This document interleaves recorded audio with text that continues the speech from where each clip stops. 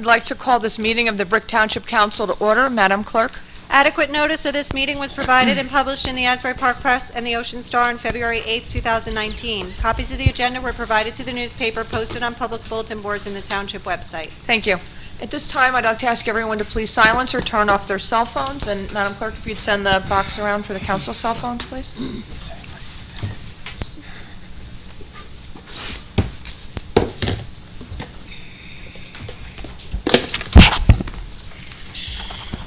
Roll call, please. Councilman Fosman. Here. Councilwoman Pontorero. Here. Councilwoman DeYoung. Here. Councilman Mumolo. Here. Councilman Halloran. Here. Vice President Crate. Here. President Zapcic. Here. Thank you. Madam Clerk, would you kindly accept and file the reports of the municipal officers, please? Yes, and if we could pledge allegiance. Oh. Council President. Pledge allegiance. The pledge. Oh, I totally skipped over it. Sorry about that. I thought that was... Okay. Would everyone please stand for a salute to the flag and a moment of silence, please? Pledge allegiance to the flag of the United States of America and to the republic for which it stands, one nation, under God, indivisible, with liberty and justice for all.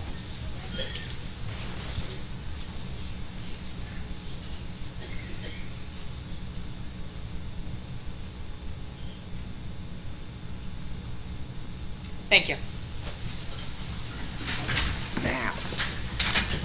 Now, please accept and file reports of the municipal Yes, I will. officers. Sorry about that. That's okay. Okay. May I have a motion and a second to approve the minutes of the November 18th and December 3rd meetings? Motion. Second. Motion by Councilman Fosman, second by Councilwoman Pontorero. Roll call, please. Councilman Fosman. Yes.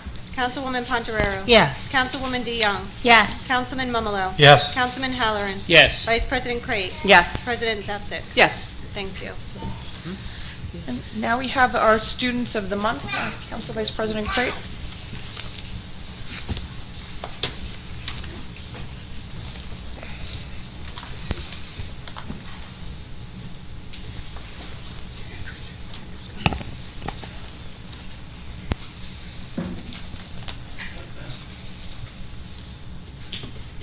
Good evening, everyone. Thank you for coming this evening. Each month, the council and mayor like to take the time to honor the students of the month for both Brick Township High School and Brick Memorial High School. They've done an outstanding job and had achievements academically and socially, and we're just proud to have them here at our meeting to recognize all of their accomplishments.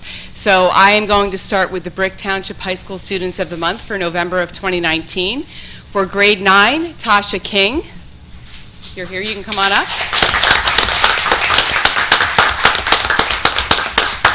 Grade 10, Savannah Eichert.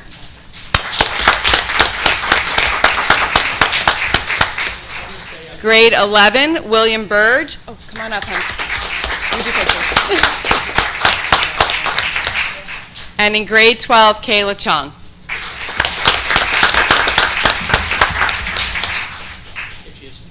Oh.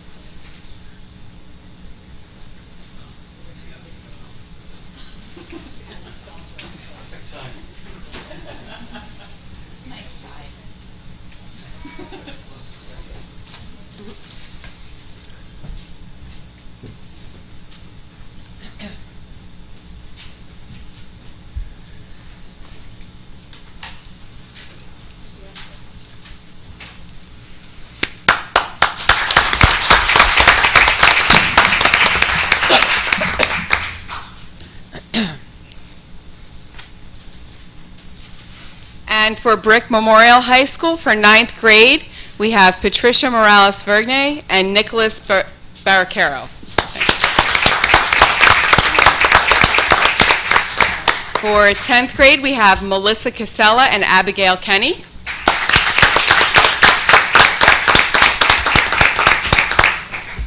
11th grade, Brianna Silberman and Trenton Burton.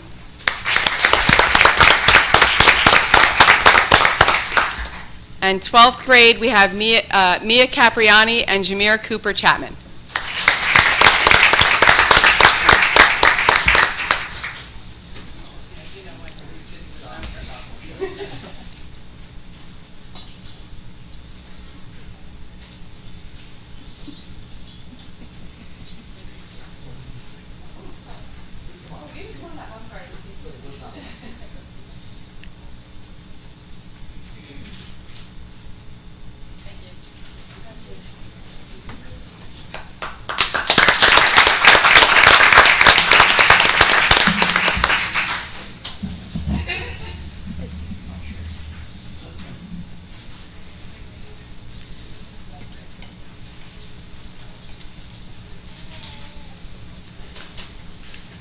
All right, we are now on to the consent agenda. Madam Clerk?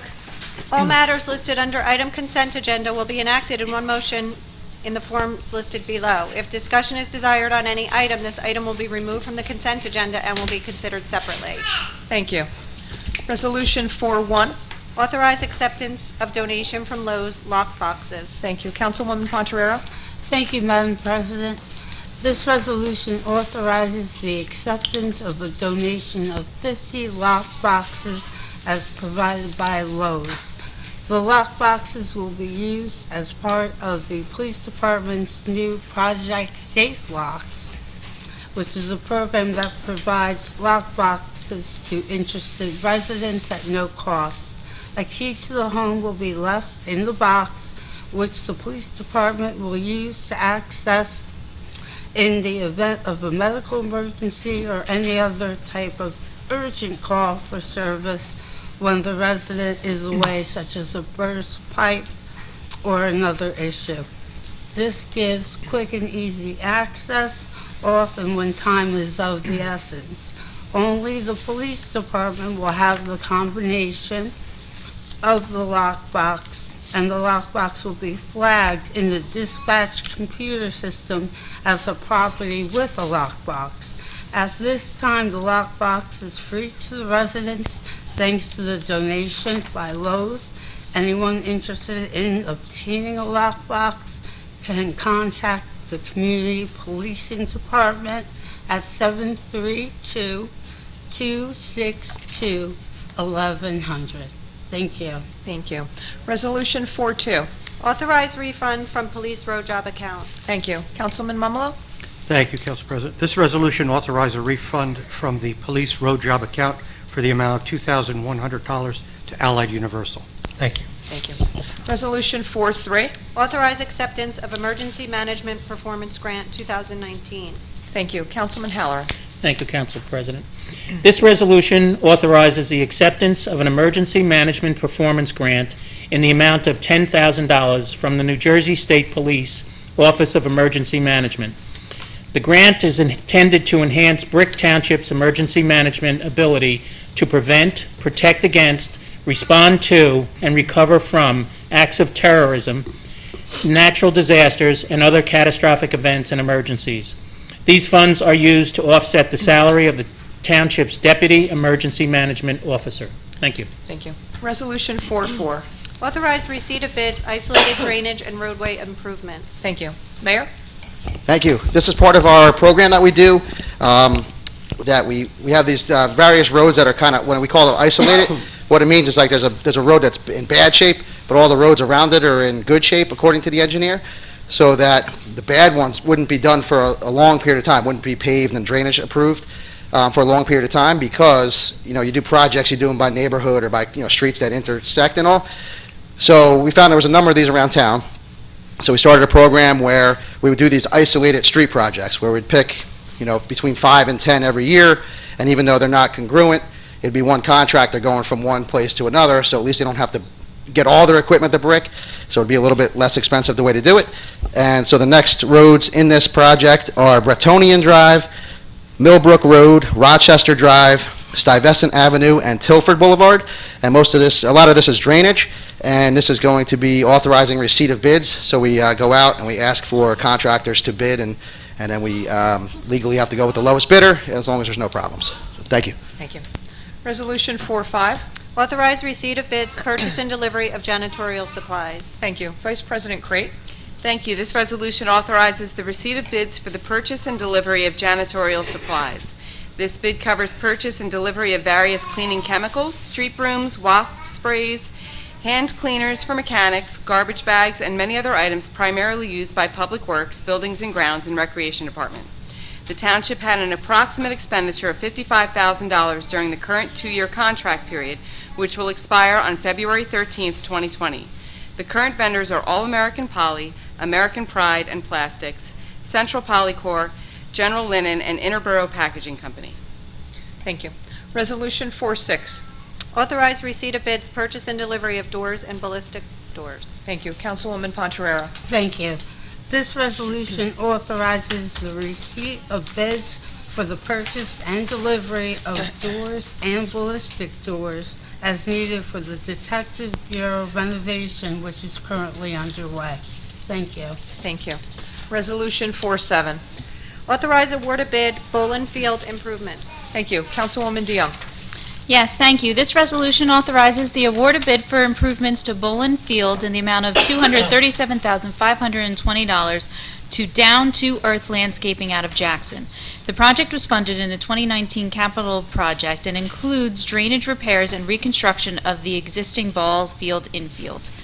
The improvements include earthwork, a new drainage system, stone subbase, infield and warning track mixes, resetting of irrigation heads, and restoration of side areas. Bid notices were provided to 59 prospective bidders from our bidders list and 12 requested bid packages. 7 bids were submitted with prices ranging from the low bid of $237,520 to $391,223.75. Thank you. Resolution 4-8. Authorize award of contract through Educational Services Commission Cooperative Pricing System, installation of flooring for police renovation. Thank you. Councilwoman Pontoriero. Thank you. This resolution authorizes the award of contract in the amount of $39,958.18 to Commercial Interiors Direct, located in Riverdale, New Jersey, for the purchase and installation of flooring as needed for the Detective Bureau renovation project. This contract is being awarded as part of a cooperative purchasing agreement with the Educational Services Commission of New Jersey Cooperative Pricing System. Thank you. Thank you. Resolution 4-9. Authorize award of contract employee health benefits coverage Horizon Blue Cross Blue Shield. Thank you. Mrs. Bergen. Thanks. This resolution authorizes the award of contract for employee health benefits coverage to Horizon Blue Cross Blue Shield to provide third-party administrative services to the Township of Brick employees and retirees' health benefits insurance coverage at a rate of $60.40 per employee per month plus claims cost. The term of this contract is for 1 year. Thank you. Resolution 4-10. Authorize award of contract second-year prescription coverage Central Jersey Health Insurance Fund. Thank you. Mrs. Bergen. Thank you. This resolution authorizes a second-year contract with Central Jersey Health Insurance Fund in Parsippany to provide prescription coverage to employees and retirees. The Central Jersey Health Insurance Fund has provided an approximate 1.25% rate reduction for active employees and retirees. Thank you. Resolution 4-11. Authorize award of contract dental program Delta Dental of New Jersey. Thank you. Mrs. Bergen. Thank you. This resolution authorizes an award of contract to Delta Dental in Parsippany to provide a dental program for the township employees and retirees. Over the course of our relationship with Delta Dental, they have proven to be reliable and responsive. Delta has provided a 0% increase in administrative fees with a rate of $6.50 per month per employee. They offer a large network which allows all employees and retirees access to in-network provider within a reasonable distance. Thank you. Resolution 4-12.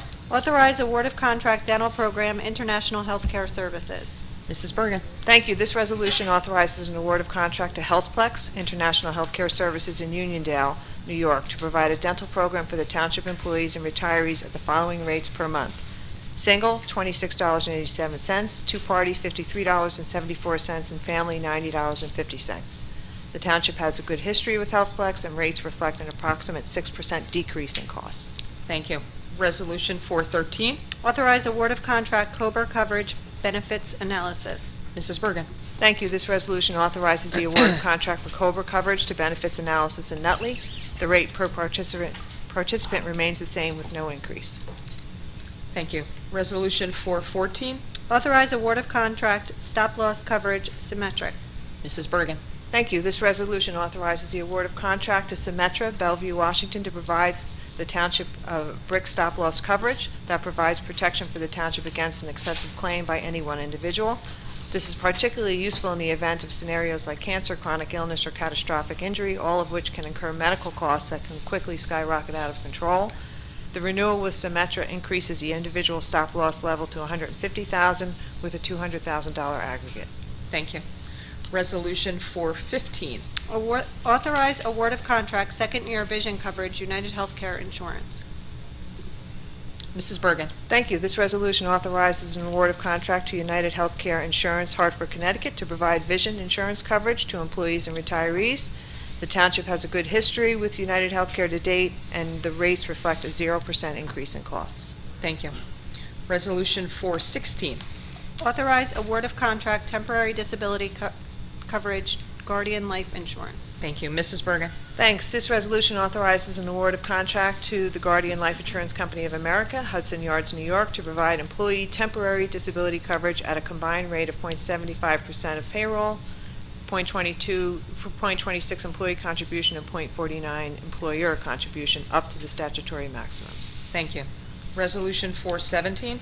Authorize sale of surplus property, municipal online auction. Thank you. Vice President Crate.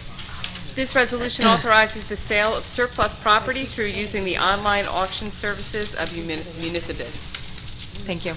Resolution 418. Authorize change order number 1, replacement of heat pumps at municipal complex. Councilwoman DeYoung. Thank you. This resolution authorizes a change order increase in the amount of $24,218 in the contract with Air Systems Maintenance out of Kenilworth.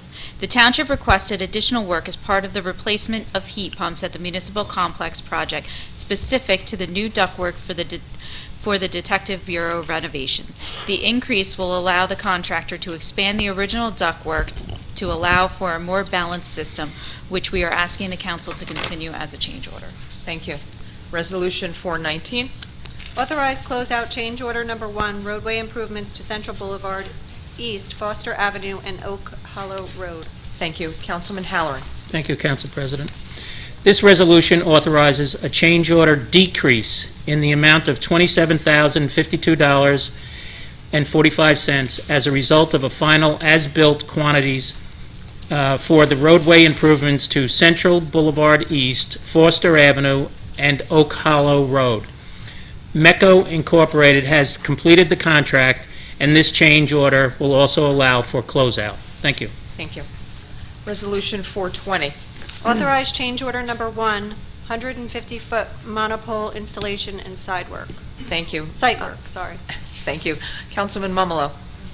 Thank you. This resolution authorizes a change order decrease in the amount of $7,150 in the contract awarded to Capella Construction, Sicklerville, New Jersey. The decrease is a result of the final as-built quantities. Thank you. Thank you. Resolution 421. Authorize execution of shared service agreement with Ocean County Board of Health for animal facilities services. Thank you. Vice President Crate. Thank you. This resolution authorizes the execution of a shared services agreement with the Ocean County Board of Health for the provision of animal facility services, including the holding of stray and lost dogs and cats, and handling of small wild animals as needed. The contract period is January 1st, 2020 through December 31st, 2024. Thank you. Resolution 422. Authorize execution of a shared service agreement with Ocean County Prosecutor's Office Narcotics Strike Force. Thank you. Councilwoman Poncherero. Thank you. This resolution authorizes the execution of the shared services agreement with the Ocean County Prosecutor's Office for the Ocean County Narcotics Strike Force. The purpose of the strike force is for combating the growing gang element and enforcing firearm and anti-drug laws of the state of New Jersey. The township receives a stipend per office assigned to the task force, who participates for 12 consecutive months. Thank you. Thank you. Resolution 423. Authorize renewal of membership with Ocean County Municipal Joint Insurance Fund. Thank you. Councilwoman DeYoung. Thank you. This resolution authorizes the renewal of membership with the Ocean County Joint Insurance Fund for a 3-year period commencing on January 1st, 2020 and ending on December 31st, 2022. Thank you. Resolution 424. Authorize renewal of motor vehicle selling licenses, 2020. This resolution authorizes the renewal of 15 motor vehicle selling licenses for 2020. Land Use, Code Enforcement, and the Fire Bureau have inspected the licensees and found them in compliance. The licensees are AAM Auto Sales, Burnt Tavern Road, AAM Auto Sales, 781 Route 70, Al's Auto Care, 372 Maniloking Road, O'Reilly Associates, 783 Maniloking Road, Brick Performance, 227 Drum Point Road, Bricktown Motors LLC, 438 Herbertsville Road, Leonard Perry Motors, 945 Cedar Bridge Road, Elbow Incorporated, 380 Herbertsville Road, Missy Shell, 2078 Route 88, Professional Auto Cooper, 2005 Route 88, Surfside Collision, 539 Maniloking Road, and Truckland, 459 Brick Boulevard. Resolution 425, please. Authorize renewal of motor vehicle selling licenses with restrictions, MC Auto Sales. This resolution authorizes the renewal of a motor vehicle selling license with restrictions to MC Auto Sales, Maniloking Road. The restrictions state the applicant is limited to no more than 3 cars on display at any one time, and that no vehicles can park or be displayed in an existing fire lane or loading area. Resolution 426. Authorize renewal of police towing licenses, 2020. This resolution authorizes the renewal of police towing licenses for 2020 to 12 towers. Land Use, Code Enforcement, and the Fire Bureau have inspected the licensees and found them in compliance, as has the Police Department. The towers are as follows: Andrews Auto Body, 27 Princeton Avenue, Brick Performance, 227 Drum Point Road, D&L Towing, 539 Maniloking Road, Glenn's Towing, 711 Old Burnt Tavern Road, Joe's Service Center and Towing, 584 Maniloking Road, Joe's Towing and Auto, 100 Midstreams Road, Legacy Towing, 1700 Route 88, Laporte Service Center, 311 Herbertsville Road, PPTD, 311 Herbertsville Road, Route 88 Auto Body, 1700 Route 88, Sandy Service Center, 789 Maniloking Road, and Surfside Collision Incorporated, 539 Maniloking Road. Resolution 427, bond releases. We have 427A is a performance bond inspection fund release for Maniloking Dunes Club and Dune Avenue in the amount of $10,000. Thank you. Resolution 428, tax collector, Mrs. Bergen. Thank you. 28A are tax overpayments. There are 17 for the year 2015. 28B are tax overpayments. There are 3 for the year 2019. 28C is tax overpayments. There is 1 for the year 2020. Thank you. That ends the consent agenda. May I have a motion and a second? Second. Motion by Councilman Mumolo, second by Councilwoman Pontoriero. Open to council for comments or questions on the resolutions. I have a question. Yes, On Councilman 417, authorized sale of surplus property. And on these pages, there's a lot of desktop, laptop, monitors, printers. Maybe we should just give it to the schools, whatever they can use. Because there's pages here of this stuff that can't be worth that much. The schools should have pick at it, have their people come down, take a look at it, and take whatever they can use. What do you think of that? Ms. Bergen? Our IT What do you department has indicated that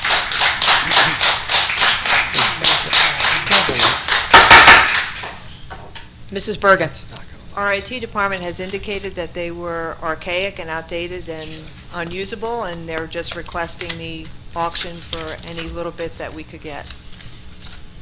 You got 6 pages here. It's equipment that's been in boxes for many years, and I'm told it's completely unusable. Well, you got 6 pages in boxes? Newer things rather than. And we have made donations to the school upon request, such as vehicles and so on and so forth, so we're always happy to accommodate that when we can. This didn't seem to us to have any value. All right.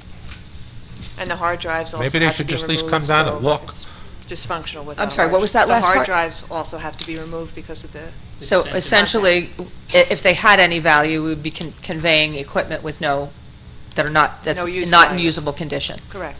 Laptop, printers, all that, right? No good. Laptop with no hard drive. How about printers? Maybe they need, Printer has to maybe be they networked. need parts, you know? I don't know. All right.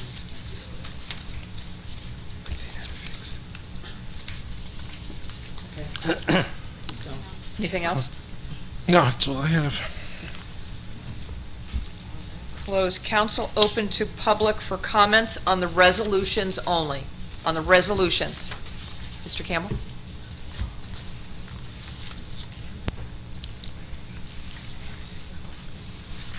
Still need name and address? Yes, please. Larry Reed, 475 Normandy Drive. It's on 4-4, authorized receipt of bids. Do you have any estimate on the bids? I'm sorry, what?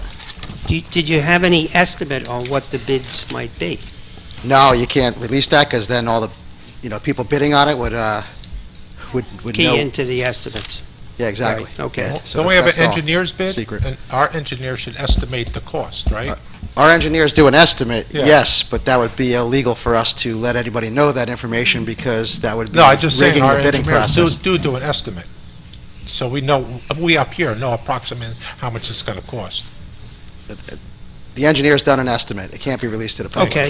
Of course. My second question is, who picks the isolated roads and drainage items? So that goes from our engineer department, led by Alyssa Cummins, that does evaluations of roads based upon the quality of the road and what the problems are. When does that start? When does the consideration of those roads start?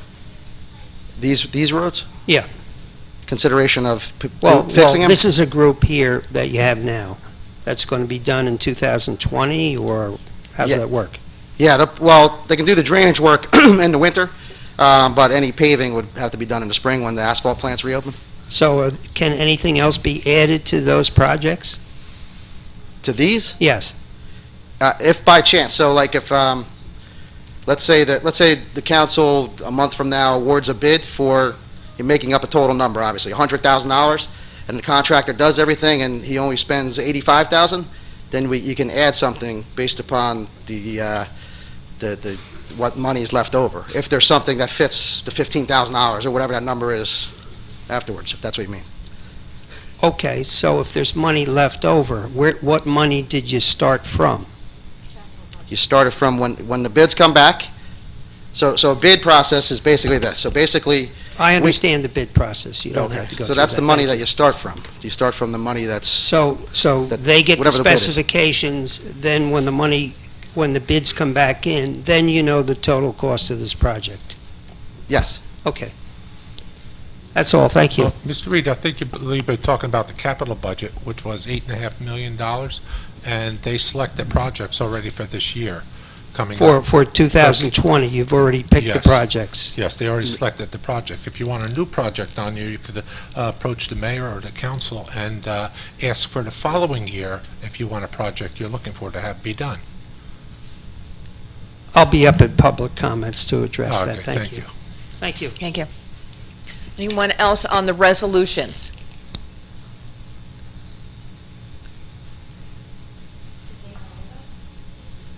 Jacqueline Castelli, 134 Shore Drive. Speaking of the drainage and the road fixtures, myself, I live on Shore Drive, so I don't know if you're aware of the location between Mathnish and Shore Drive. There's a fork in the road, there's only one way in and one way out.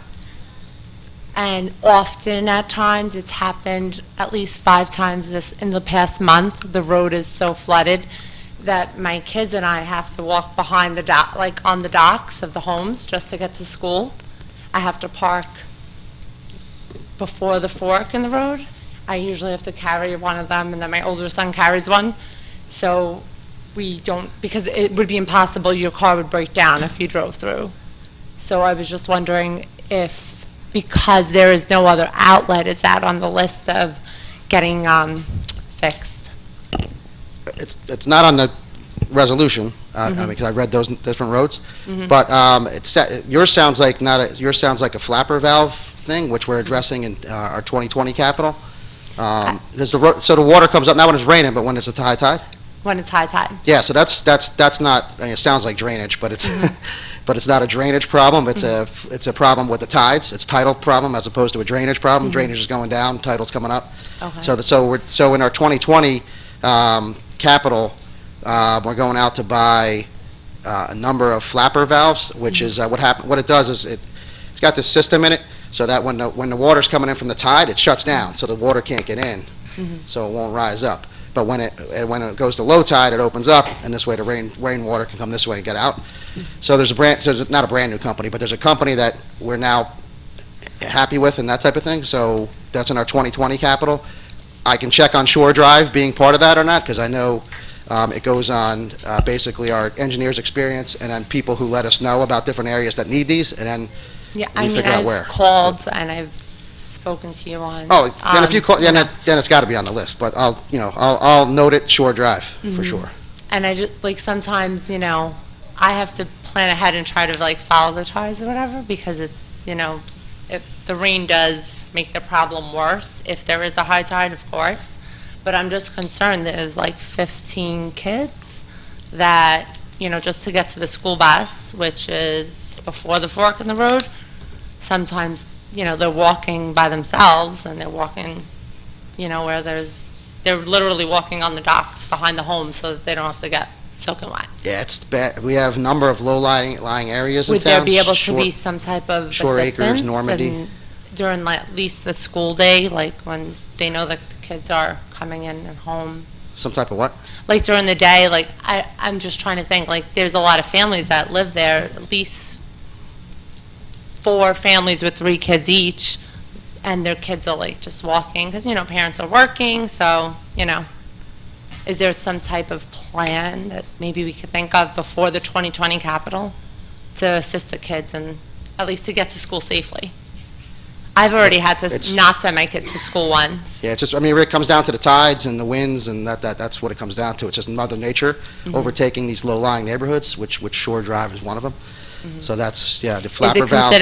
Is the government considering a buyback for those homes if it's not going to be It's funny because the safe state... and livable? Yeah, so the state talks about that program every now and then. It's called Blue Acres. And they always say, well, and Brick Township has the most waterfront property.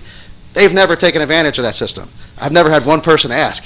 So if you're interested in that, definitely make an application, and we have to start considering those, because there's places in town that are just going to be underwater in a number of years. So those blue water applications, I don't think that people really know about it. I haven't educated myself enough to fill out an application, but I am starting to research it. I've lived there for like 15 years. Blue but Acres. I'm saying Blue Waters. I'm at Blue Acres. Okay. I apologize. Where can we find out more information about that? Department And, of DEP, New Jersey DEP website.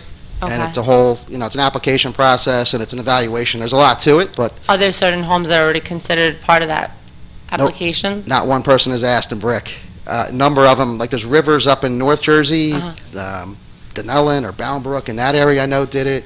Okay. I don't know anybody who lives on the bay or a lagoon that's willing to give up their house, and that's, so nobody in Tom's River, nobody in Brick, and nobody in LBI, and those places, everybody's hanging on and getting the buckets out and dumping it over the wall.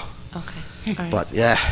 All right, But these thank you. flapper valves should help the situation. We did a lot of research and have one that we've now had installed for 10 months, and it's successful, so now we're Is it? willing to Okay. buy other ones.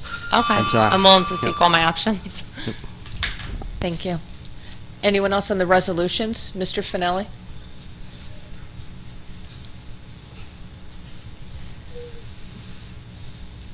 Vic Finelli, Meadow Point Drive. Just a quick clarification on item 10, the prescription coverage. Is that the company that actually does the prescription plan or just administers it? They administer it. Okay, because I saw in there that there's a 3-year contract and they didn't raise their price, but they're just administering. That's not the drug program itself. Okay, thank you. Thank you. Anyone else on the resolutions? Seeing none, close public. Roll call, please. Councilman Fosman. Yes.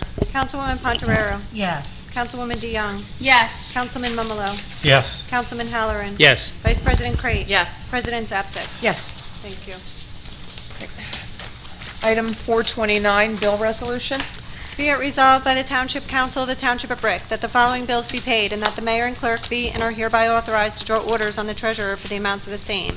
Computer bill resolution in the amount of $7,639,750.69. Thank you. We have a motion and a second. Motion. Second. Motion by Councilman Mumolo, second by Councilman Halloran. Open to council for questions on the computer bill resolution. Seeing none, close council. Open to public for questions or comments on the computer bill resolution. Seeing none, close public. Roll call, please. Councilman Fosman. Yes. Councilwoman Pontorero. Yes. Councilwoman DeYoung. Abstain CME, yes to the rest. Councilman Halloran. Yes. What about Mumalo? Councilman Mumolo. Abstain Meridian Occupational Health, yes to the rest. And what was your vote, Councilman Halloran? Yes. Thank you. Vice President Crate. Yes. Forgets. President Zapsik. Yes. Thank you. I'm glad I'm not the only one that's out of order tonight. All right, Item 430, manual bill resolution. Be it resolved by the Township Council of the Township of Brick that the following bills be paid and that the mayor and clerk be and are hereby authorized to draw orders on the treasurer for the amounts of the same. Manual bill resolution in the amount of $2,751,316.68. Thank you. We have a motion and a second. Motion. Second. Motion by Councilman Fosman, second by Councilman Mumolo. Open to council for questions or comments on the manual bill resolution. Seeing none, close council. Open to public for questions or comments on the manual bill resolution. Seeing none, close public. Roll call, please. Councilman Fosman. Yes.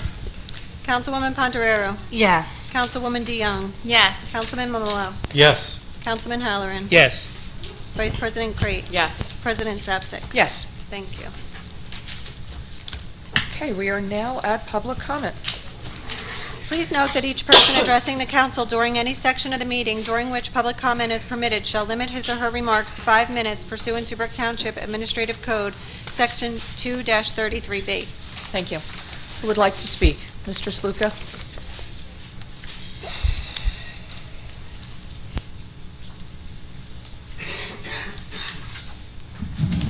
Just making sure it wasn't outside my 22 minutes from last time.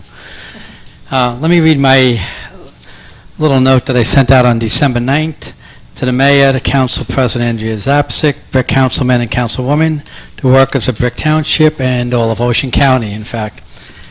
A 14-foot pollution, safety, and noise wall and increased forestation to curtail some of the damage caused by the illegal actions of the commissioners of the New Jersey Turnpike Authority are needed on the Garden State Parkway, adjacent to the areas of Evergreen Woods, Primrose Garden, Town Hall, Sutton Village, Lanes Mill School, Greenbrier, Birchwood Park, Brick High, and Brick American Field, and other areas in Brick Township and Ocean County. The New Jersey Turnpike Authority commissions are harming the health of thousands of Brick residents, including over 15,000 children and 16,000 senior citizens, and in fact, all 75,000 of residents.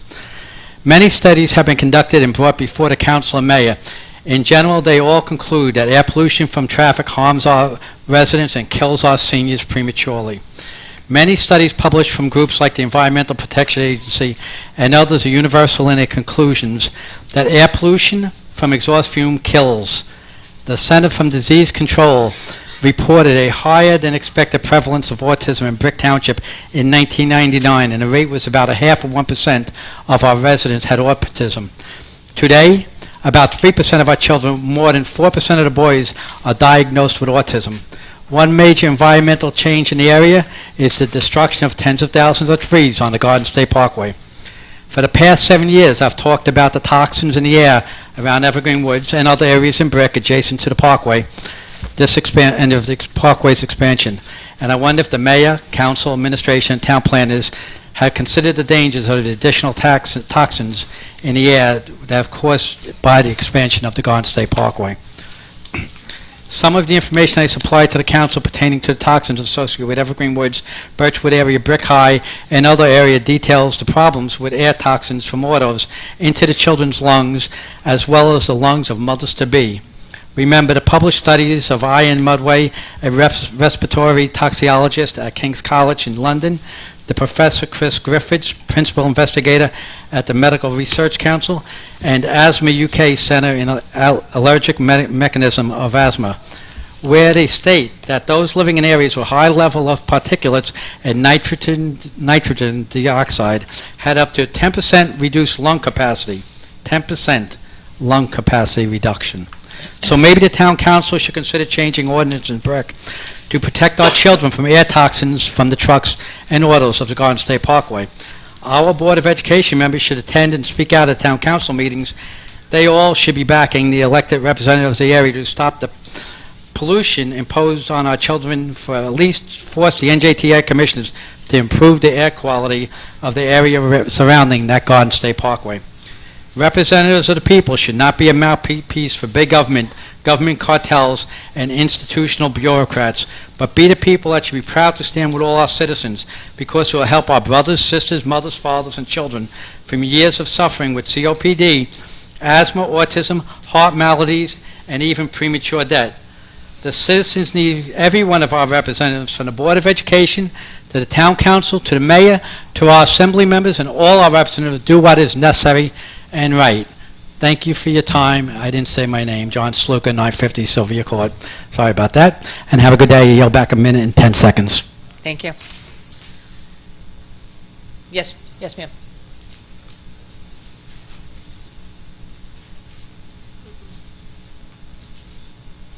Good evening. Stephanie Walrab, Drum Point Road, Brick. Good evening, Mayor and Council. I'm here to thank you for your past support, give you an update on where we are with the school district, and seek your continued support for Brick Township School District's challenges with the state over transparency and fairness of state aid for schools. Recently, our BOE meeting was attended by many families concerned about the budgetary challenges which are adversely affecting our community, children, families, and staff. To provide some background, many of you are aware, this past July 2018, the New Jersey Legislature amended the School Funding Reform Act of 2008. These amendments are commonly referred to as S2. As a result of S2, the funding formula, the method by which the state calculates and allocates state aid to school districts throughout the state, was augmented. Despite how the School Funding Reform Act is written or what the state says, the state arbitrarily determines how much money to allocate to each school district without regard to district need or ability to pay. As a result, some school districts are receiving more state aid than previously received. However, other school districts, such as Brick, have suffered catastrophic reductions in state aid received. The Brick Township School District's decrease in state aid began with the 18-19 school year and has continued into the 19-20 school year. The decrease to state aid will also continue to be deeply phased in over the next few years. Due to the loss in state aid, our district has cut and will continue to cut administrative, teacher, and support staff positions. The district has eliminated and will continue to eliminate educational course offerings and various co-curricular electives and extracurricular activities. Most recently, the district announced that it will be closing Herbertsville Elementary School, which will, amongst other things, result in increased class sizes. In fact, the eliminated staff programs and now school closures caused by this non-transparent decrease in state aid is having very real, dire consequences for Brick schools, its children, and its taxpayers. To combat the loss of state aid in January 2019, the district and township took action along with 7 other school districts, 4 municipalities, and a taxpayer, myself, filed a petition of appeal with the Commissioner of Education against the state for increased state aid.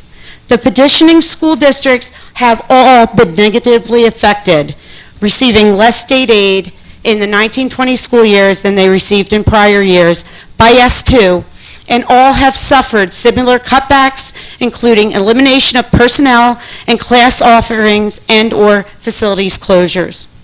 In that litigation, the state filed a motion alleging that even if all facts of the petition were deemed to be true, the petitioners, Brick, and all the other ones petitioning with it, would still not be entitled to the relief they seek. Ultimately, the Commissioner of Education dismissed the petition. We are in the process of appealing the Commissioner's decision. The board is also joining with 25 to 50 other school districts in filing a joint Open Public Records Act request to the Commissioner and the Department of Treasury to obtain records as to how the state calculates and allocates state aid to each school district. This information should otherwise be readily available as a public record. However, the state has previously, and I believe improperly, refused to disclose the information, claiming that it is proprietary. We anticipate the state will again deny the OPRA request, and the board and other participating school districts will file an action with the Superior Court to compel the state to disclose the records. This will not be a lawsuit for increased state aid. Rather, this will be a lawsuit to obtain public records by seeking transparency and equity for all on state funding.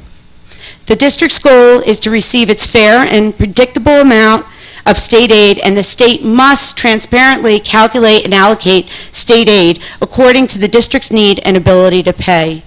We believe it is in the best interest of our district's residents, taxpayers, and school children to file this OPRA request seeking transparency and funding, in addition to proceeding with the already pending litigation. Hopefully, this will shine a beacon of light on this unfair and unreasonable backroom financial manipulation with taxpayers' dollars, which is adversely affecting many children in the state.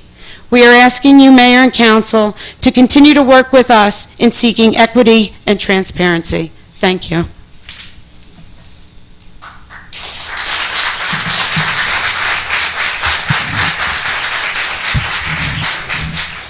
Good evening, Mayor, Ms. Bergen, Town Council members. My name is Sean Cranston. I'm the Acting Superintendent of Brick Schools.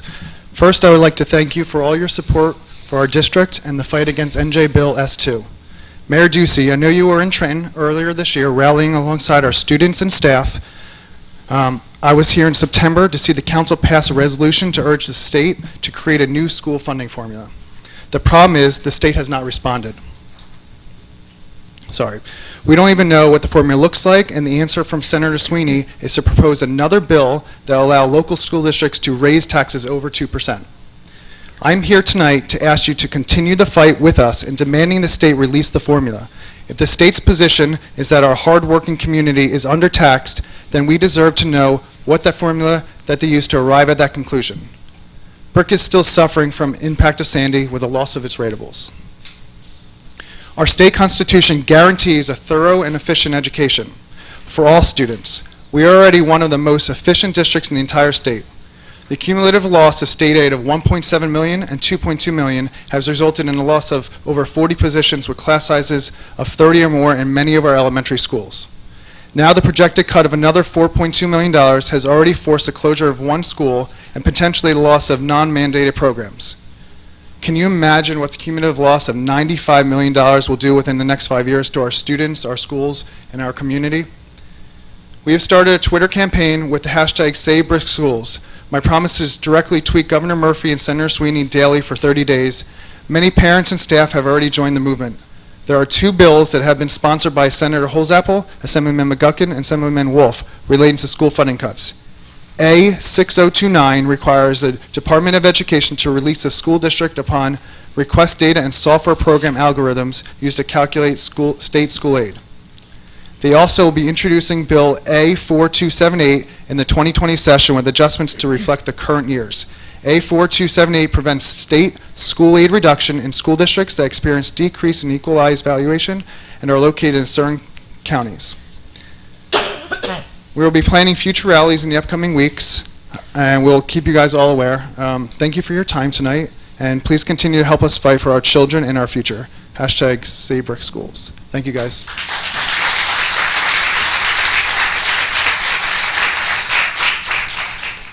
Yes, ma'am.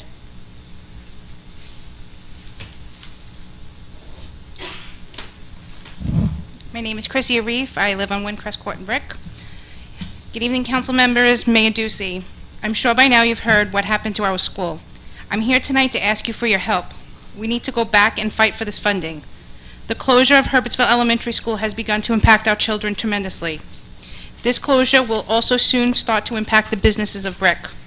Currently, the PTA uses Shore Teas for all of our spiritware. We use Quorum Coffee to help fundraising for our many events. Papa V's, the pizzeria, is used for every pizza party that we hold amongst all staff lunches. The list can go on and on. Losing our beloved school will drive down the property value of our homes. Neighbors of mine have already said it's time to get out of Brick. I have always said this is not a Herbertsville problem, it is a community problem. I'm asking you tonight to help come together to find a solution to fight to keep Herbertsville's doors open. On June 19, 2020, our buses will pull into the driveway of Herbertsville Elementary School. They will pick up 227 students. They will pull out of the driveway. Normally, procedure is children will get to wave to their teachers as their teachers wave back.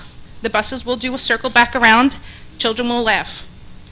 I'm sad to say that on June 19, 2020, those children will all pull away in tears. Our staff's hearts will be broken. Some will be jobless. So I ask you again, help us come together for a solution.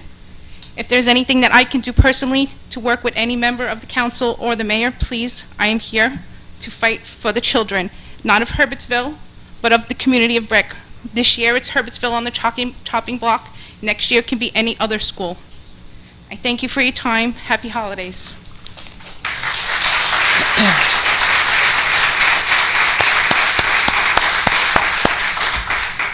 Who else? Sorry, you've had your hand up and down and up and down. Did you want to come up? Come on.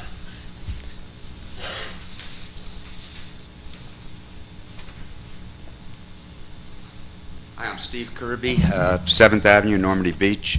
This isn't going to be quite as sorrowful as the school's crisis.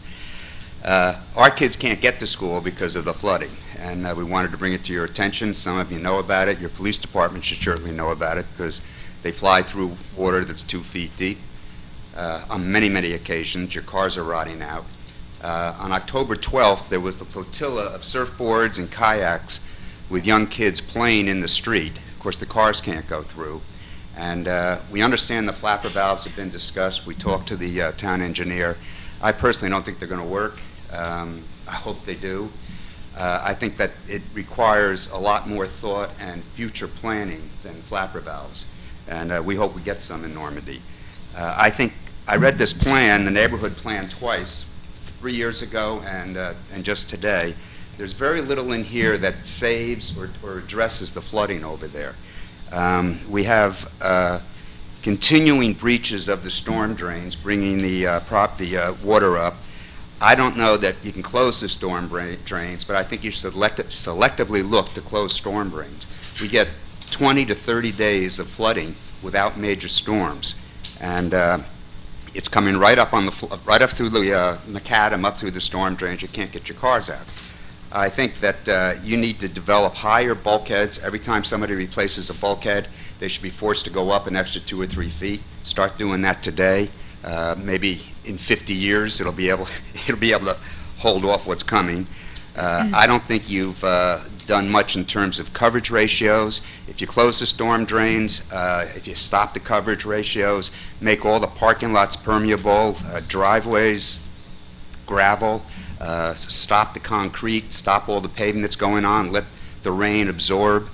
I also think that you should think out of the box and do whatever the heck Point Pleasant did. They installed a pump that decants a couple of lakes behind the area off of 35 and the Ocean Highway, and those houses all flood back there because of all the ponds and lakes. And somehow they came up, I guess, with millions of dollars to build a pumping station that takes the water out of these culverts, ponds, whatever, and pumps it out into the ocean. I have knowledge from the engineer through third-hand knowledge that that's what they did. I mentioned it to our engineer, and I suspect it's kind of unfathomable. But you pump all of the sewage off the barrier island with 2 or 3 pumping stations out there. It seems to me you could close off the storm drains and pump the storm water out across the island. If not, the state has been dumping muck and sand and debris off that Bayside Park, and no one lives over there. I suggest that we build a bulkhead around it and have a way that water can be taken out of the streets, out of the storm drains, into that culvert, put a bulkhead out there across from the Ocean condominiums in Brick Beach 3, let that become a holding tank of some sort when there's rain, and then pump that into the ocean. I just think you have to get a little bit further along with what you're planning to do. The homes are too big, there's too much macadam, and Brick has to start looking at different things to do today to help tomorrow. And I think you should certainly require everybody that goes to replace a bulkhead to go up 3 or 4 feet and come up with some other ideas. And Normandy Beach is under siege, and I know the whole town has problems. I'm not so sure the flapper valves are going to be the answer. Thank you.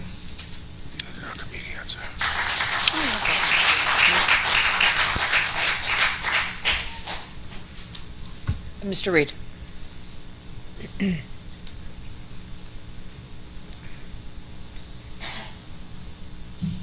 First of all, I concur with everything that was said about the school board. It's an absolute disgrace that the state is withholding that formula. It's absolute disgrace. There isn't anyone up here who disagrees with you on that. And, you know, I've seen these other demonstrations where they put out the address of the governor and people camp outside his house and protest. That's the next step as far as this school formula goes, because it's outrageous, and you're friendly with him. He swore you in here. It's outrageous that he gets away with this. That's my opinion on that issue. I've done many things, and Yes. I agree 100%. When So you say I'm we friendly gotta- with them, he's the governor of the state. I mean, Yeah. as a mayor, if you're not friendly with the governor of the state, that's a big mistake, because there's DOT grants, there's Yes, work to be right, done. right. I mean, of course. Anyway, it's But at the same time, I outrageous. fight him on every issue. He tries to hurt Brick, I Yeah. fight him on every single one of them. Thank you for that. Change topics. I wanted to comment as well on the flooding in Normandy Beach. We have 60 to 70-year-old drainage systems throughout Ocean County that were put in with a catch basin that would drain into the bay when there was rainwater.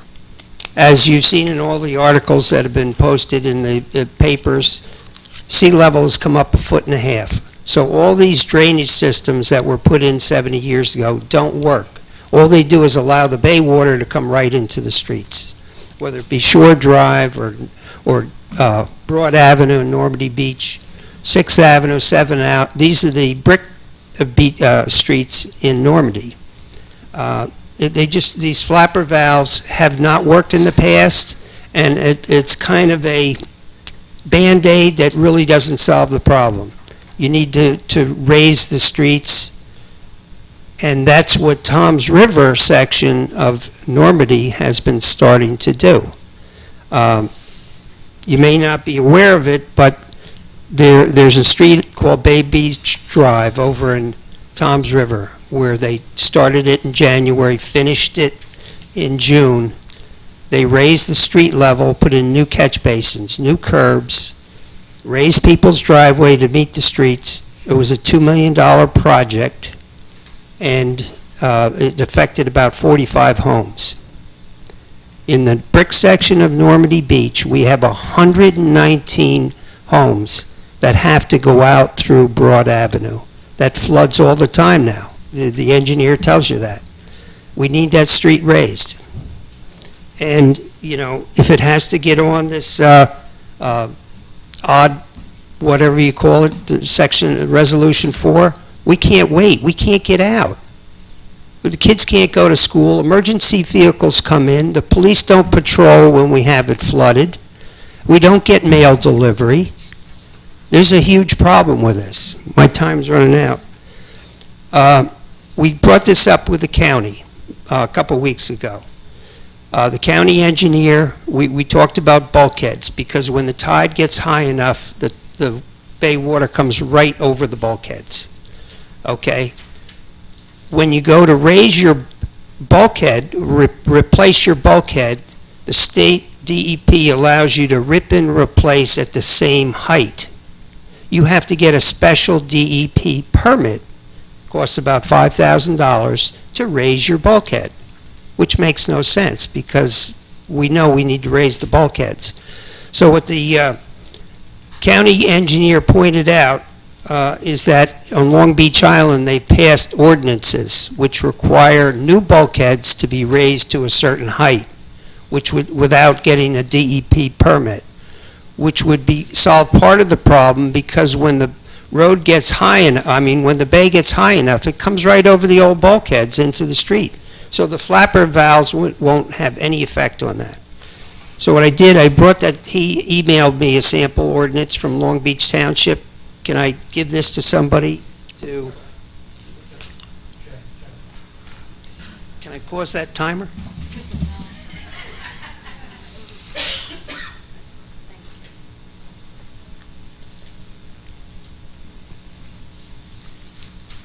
So that's one issue this council could address. I think it's in the construction code that the town could approve. The second thing is this. Sorry, keep going. I want to hear what you have to say. Okay. Is that all right, Council Yes. President? Yes. Second issue is the speeding. You know, you see boat no-wake zones. We need car no-wake zones. When the street is flooded and these trucks come roaring off of 35 down 7th Avenue, Mr. Kirby lives on 7th Avenue, he puts a sign out. It says, slow, no wake. Because when these trucks come roaring down there, they create a wake, and that wake goes into people's garages, goes into all their plantings. It's just like a boat wake. It makes a lot of trouble. So I spoke to the patrolman that comes around. He says there is no ordinance in Brick about no wake zone when the streets are flooded. He says it's actually a state issue. So I would like to see the council try and do something about a no wake zone when the streets are flooded. Because based on everything I'm hearing here, there's not going to be any resolution to this in the near term. So we're going to be sitting flooded for many, many days. It used to be 3 or 4 days a month, a year. Now it's like 20 times a year we can't get out of our houses. Along with that, the floodplain engineer. So Seaside Park was asking the town to hire a floodplain engineer. This is all up and down Brick, Tom's River. So what is being done as far as floodplain engineer? That would be a good question for the council. Anything? We have a floodplain engineer. You do? Yeah. Who's that? Alyssa Cummins? I think it's more of a specific title. That's her title, yeah. She has the qualifications. Yep, Okay. that's her. That's great. Hasn't done anything for our street yet. We're still flooded, and I'm sure Shore Drive She's has done the a same problem. lot of research, and now she has these new flapper valves that are brand new. We had a trial I period. hate with to one. tell you, but the flapper valves, when it comes over the bulkhead, the flapper valve doesn't solve it. Right now, there's a bulkhead with a hole in it that's on town property. It's right at the intersection of, Normandy Drive, makes a turn, and there's a bulkhead that separates the street from the bay. And there's a hole about 10 by 10 right in that bulkhead. So the bulkhead is useless because the water just comes through the hole. That needs to be fixed. That can be fixed right away. I'd like the council to address that hole. They probably put that there to let the water out after it rises with low tide. You're right, they probably did. There's also a report that came out. It's called the Township of Brick Floodplain Management Plan. That report was dated September 23rd, 2019. It's an annual progress report. It's about 37 pages. I think you sent it to one of our town members. And one of the things I noticed in there, it said flood mitigation success stories. Page 6 of that report. I have a copy of that right here. And in the mitigation successes, they talk about people raising their houses. Well, that's mitigation. And then at bullet point number 7, it says, the Vannard Drive and Shore Drive intersection is being raised using capital improvements funding. So that could be near you. The intersection elevation was previously at or below 2-foot NAV D98, so it was very low. I went out there to inspect that intersection, and it's a very small area, maybe 50 to 60 feet that was repaved, and it affected 5 or 6 houses. And it says that capital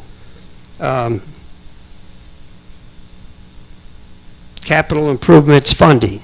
So what funding do you have set aside for flooded streets? That would be my question. So that's what we do. Yearly, there's a capital budget that we pass usually June.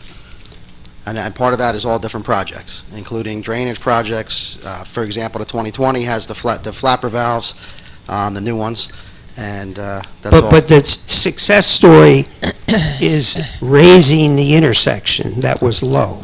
It wasn't putting flapper valves in, So because we discussed that. You want to know what year that happened? Is that what you're saying? No, they just did it this year. This is in the annual report for this year. This is the only success story for raising roads. So the town is known about these flooding roads, and this is their only success story in this report. Now, I will point out, it says here, continuing public involvement. This is the annual report. It says no public meetings other than the planning committee progress report meetings were held during the reporting period. So no public meetings for this flood mitigation plan for the town were held. So we're here to complain about that. When are you going to hold a public hearing on the floodplain management plan? Yeah, there were a number, including at the Barrier Island. That's not what your report says. Okay? It probably did it after we got the report. We do the public meetings. Anybody from Normandy know about that? No, nobody knows about these meetings. So 9/23 this year.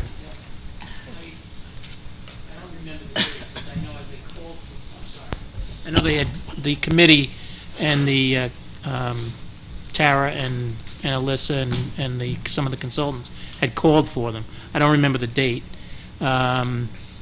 Sometimes we don't get people to show up, but they try. So we'll keep showing up here then, because this isn't going away. Yeah. And we're driving through this water all the time. No, I know. I am very familiar with it. Everybody's familiar with it, but we're the ones that can't get out of our house. We're the ones that have to replace the brakes every 20,000 miles. Right. And the things rot out underneath your car. I've taken a lot of time. I thank you for that. Thank you. Thank you.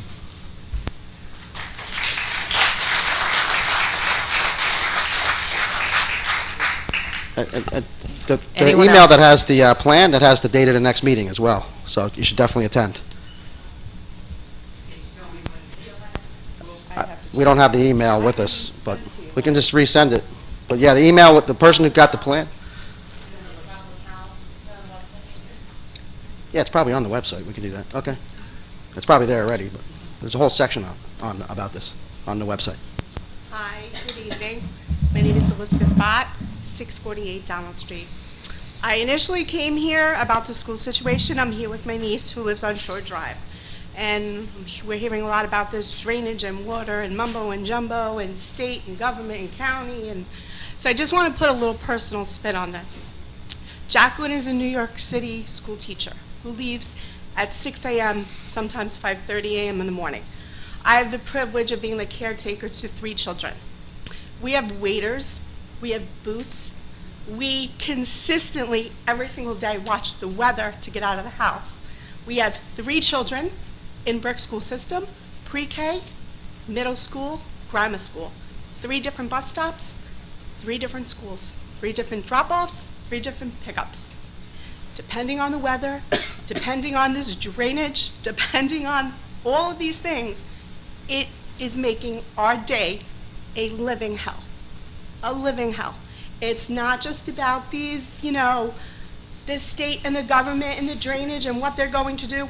We actually have boots and waders in our car. We are parked almost on Manalocan Road, and we live on Shore Drive. That's a far way for a 6-year-old to walk in water. Now you can't even walk in the water. You have to go up on your neighbors, who hopefully let you walk on their stone or around their dock to get to your home. Now, my one nephew is 11, Lake Riviera Middle School. It's dark when he leaves. It's dark. So the water issue in that area is a devastating problem. It's not just a drainage, it's not just the way, it's a devastating problem. And I just want you to know that it's like an everyday battle there. It's not just, okay, we'll see what we're gonna do. It's a real struggle. And it's a struggle for people that are paying $15,000 a year in taxes, 2 of us. So $30,000 combined that we have to keep waders in our car and boots because to get to our home. That's the reality of that problem. So I really, whatever you can do, whoever you have to speak to, however you can fight for it, please fight for these children. Because they don't deserve to live like that in Brick Township. They just don't. They just don't. And we really need your help. We really, really need your help.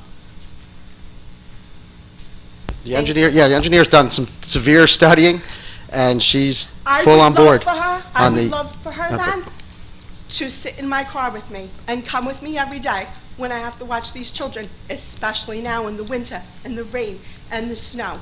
And she will see for herself what it's really like to live back there. It's crazy, all these different laws that come into play. We think we finally have a way to get all these flapper valves and then get them installed, and that's going And you have to realize to be the help, because it's coming up from it's not coming down from the sky, it's coming up from the bay, unfortunately. We lost our whole house in Hurricane Sandy and rebuilt the whole house. So now we're in this problem. We've had to cancel communions, because people can't get in. People can't get in, and we can't get out. There's days they don't go to school. There's days we just say, you can't go out. We can't go out today because we can't get through with our cars. New cars, we have to get new cars all the time. There's just no other way around it. So it's a real problem for our families. It's big time. It's Shore Acres and Normandy are the two. It's funny that the two communities that are here, they're the lowest. If you read the report, you'll see it's brutal in those two areas. I just wanted everyone to get an idea of what it is on a daily basis, not just, trucks driving by and drainage. It's a struggle every day. We live in on a daily basis. Anytime there's a high tide with a moon or wind, now it's wind. It used to just be the full moon and the high tide. Now it's the wind. Doesn't have the full moon anymore. I've been a resident here for almost 30 years. I had them move here from Staten Island. I've never had that problem because I don't live where they live. Yeah. But they don't want to move out. They don't want to sell their house. They just rebuilt their home. They don't want to sell, but they just want something done. Please, it's really a problem. It really is a problem. Doing the flapper valves, yep. Okay. Yep. Thank you. I'm going to hold you to it, and I'm hoping there's a whole, that I'm going to see a lot more about it being done. Yeah, it's a severe problem. The water comes up. The only way to stop it is to keep the water in the bay. Right. That's the only way to stop it. It's not coming from anywhere else. Also, are just awful. I know Jacqueline has called a million times. The roads are awful. They're just awful. That's because of the amount of water on it. Yep. Excuse me? It's because of the amount of water on it all the time. It actually, deteriorates quicker. Right. Because of that. Yep. Okay.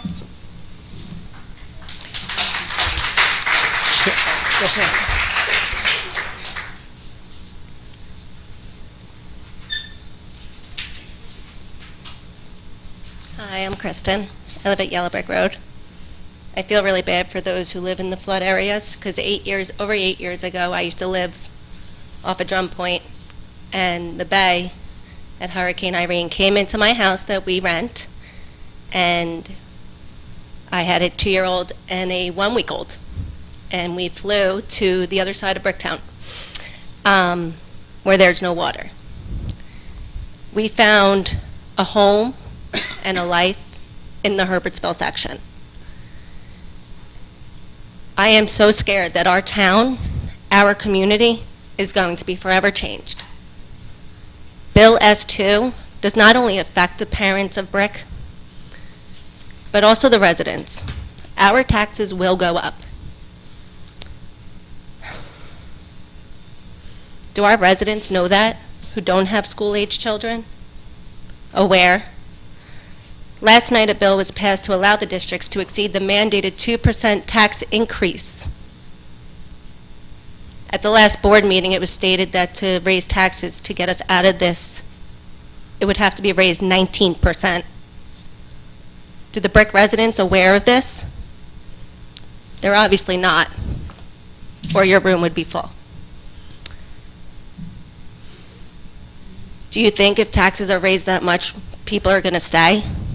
Businesses will stay? We need to get the word out.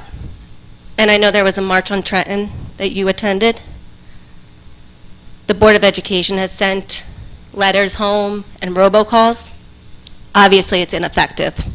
And we need to come up with a better way of getting this information out.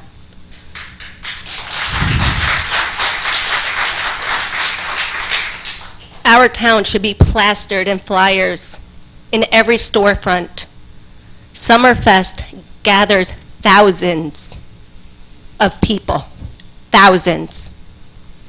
It has one of the best firework displays around. Why wasn't there a table? Why weren't people walking? Why weren't people informing the public that our town is dying? $22 million by 2025, we can't come back from that. We need to fight for this town, a town that I love, a town my kids deserve to grow up in. With that said, I do have 2 questions. I know there isn't a cap of how many kids we can shove into a classroom, even though education is very important. And we have awesome teachers in Brick Township, I do want to say that.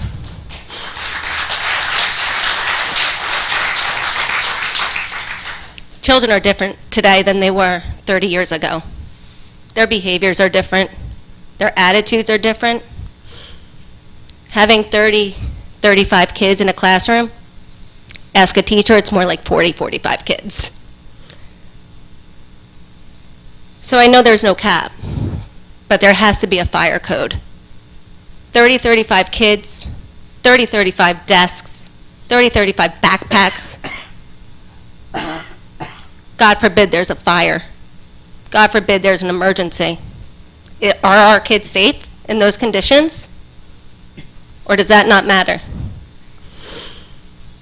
So with this fire code, is there a cap regarding how many students per square foot in a classroom?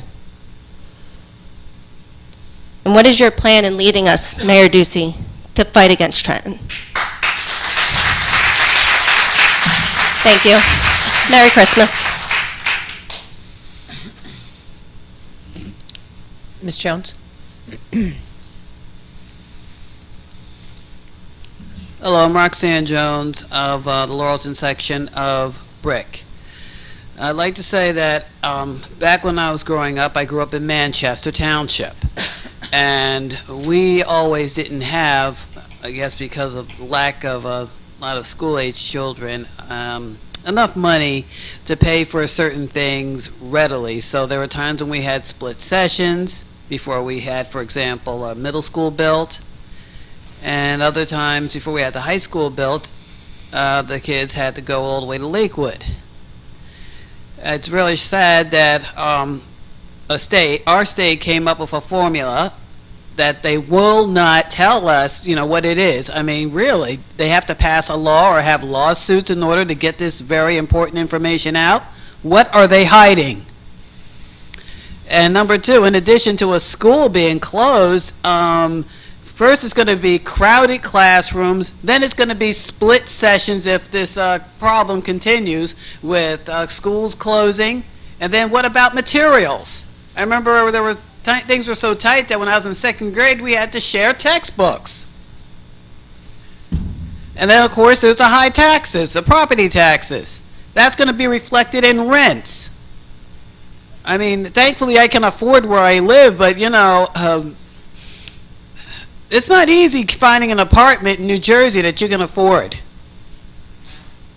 It's ridiculous, and for our taxes to go up simply because the governor somehow thinks that everybody here is rich, even though we have to have fundraisers and collections at various businesses in order to get school supplies, we're supposed to be rich. You know, you need to tell the governor and all those other representatives in the Democratic Party that there's a screw loose here. Thank you. Yes, ma'am.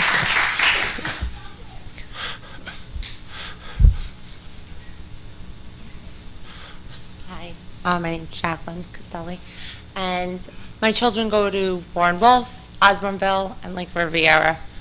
As I said, I met my husband like 20 years ago. We came to Brick, and I knew I wanted to raise my children here. Suffered Hurricane Sandy, displaced, rebuilt, came back, and I fell in love with the community. I fell in love with the school because of the class sizes. I knew that he wouldn't get that my kids would be overcrowded in a city school, and it was so special to have 20 kids in a class. You can actually, as a teacher myself, I know that you can meet 20 students' needs. It's very difficult, almost impossible to meet 30 plus needs of children. I am just here to represent, you know, the Herbertsville family, to tell them that they're not alone. I know that they might feel like that right now. And to let other people know that we want to save these schools. And I know myself, I didn't understand the urgency that the schools were under until like the summertime. And I understand we don't want people getting panic mode, but I think it's a little bit too late for that. I think we need to say this is an urgent matter that everyone needs to participate and show that you are willing to stand up. There's a need here. There are people here that are ready to fight. I'm ashamed to say that I didn't go to Trenton in February. I didn't realize that there was even people going there to fight for something. I didn't know that we had to fight for our schools.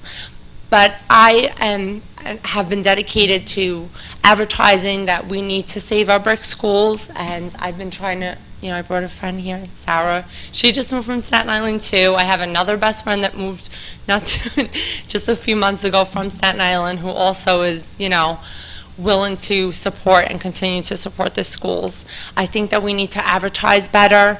I really also would love to know if this is going to happen and there's no way that we can come back from, you know, changing the government mind of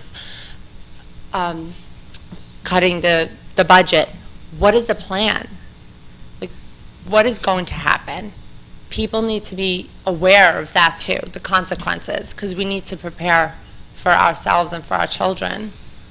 So I think that public awareness and an agenda of what to do to help, as well as an agenda or a plan of action if this does take place.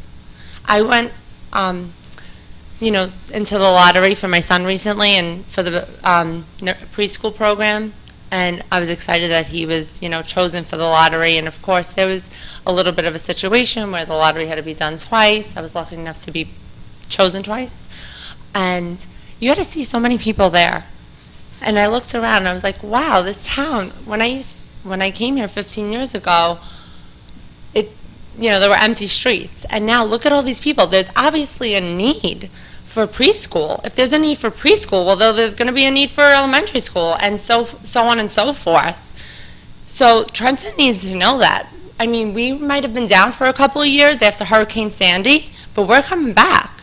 And our communities are flooded with kids. I live on Shore Drive. My younger son, he never had anyone except for like one other child in the neighborhood. Now, there's residents that live there full-time all year round, despite the flooding and despite the hardship. We live there all year round. I mean, and I've seen the bus stop go from 2 to 5 to 15 kids get on that bus. That has to be going, if that's happening in Shore Acres, that has to be going on throughout Brick. So what is happening that we could be losing rather than gaining money? If you can find out.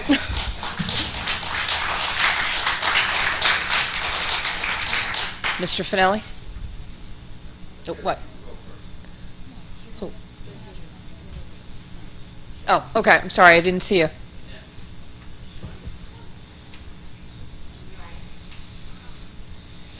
My name is Melissa Munnings. I'm from Could you Greenwood pull the Loop microphone? Road. Sorry. I'm from Greenwood Loop Road. And I'm here because I promised my daughter that I wouldn't stop fighting. So,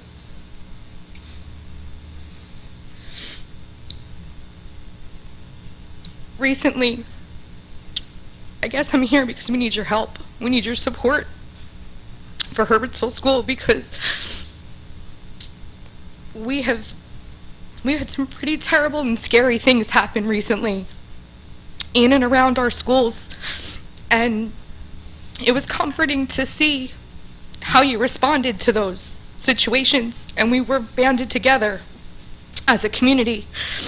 And I feel like closing this school is creating a divide. We do have some people from different schools that are here with us, but not very many. And I worry not just about class sizes, I worry about socially what this is going to do for our children. I worry that in 3rd grade, is my daughter going to be bullied because she's the new kid and somebody's best friend isn't here anymore? You know, I worry if she's going to survive in a classroom as one of 30 plus kids, or is she going to fall through the cracks? You know, I have so many worries. It's not just about, you know, the bus pickup and, you know, and we need your help. You know, there's so many things I feel like we can do before we close the school. I mean, they said at the board meeting that it only costs $1.8 million to run the school for a year. There's so many schools. I mean, there was a bill, we're spending $8 million on computers. I'm sure we need them, but in comparison, I mean, no, isn't that one of the bills that was talked about earlier? That's our entire capital budget. Roads. That's our entire capital budget. It's roads, it's our parks, it's our DPW trucks for garbage. That's everything that the town gets. Then I apologize. I misunderstood that when I was sitting back there. I just feel like it feels like this is a Herbertsville problem when it's a district problem, and I'm hoping that the community can come together and help us. You know, it's not just about us, it's about everybody. Everybody's kids.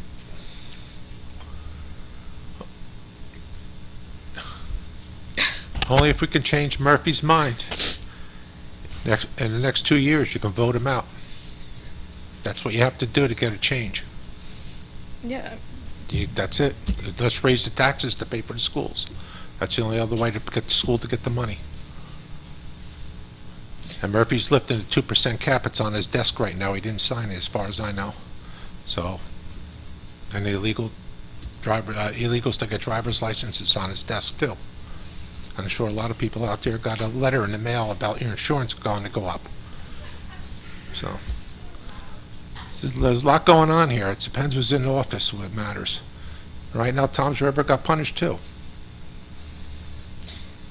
The only way out of it is raise taxes. Yeah, Tom's River at least is coming together, and that's what we need your help with. The only way, the school board comes up with a budget, and they're going to say how many % they would need.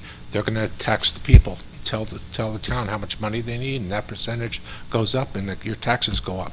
If you live in an apartment, that apartment rent goes up because they got to pay higher taxes. So it affects everybody in the whole town.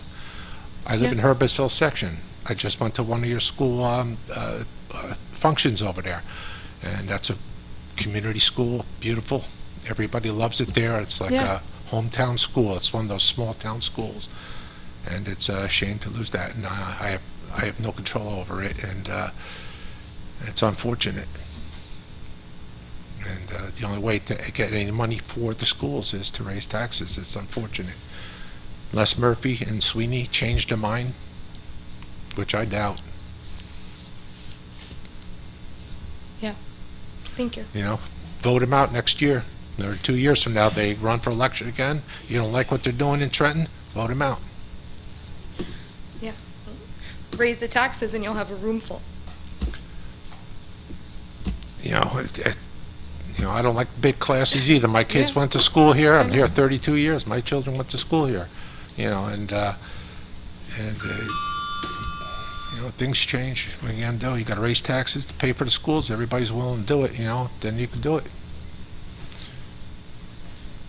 Yes. Yes.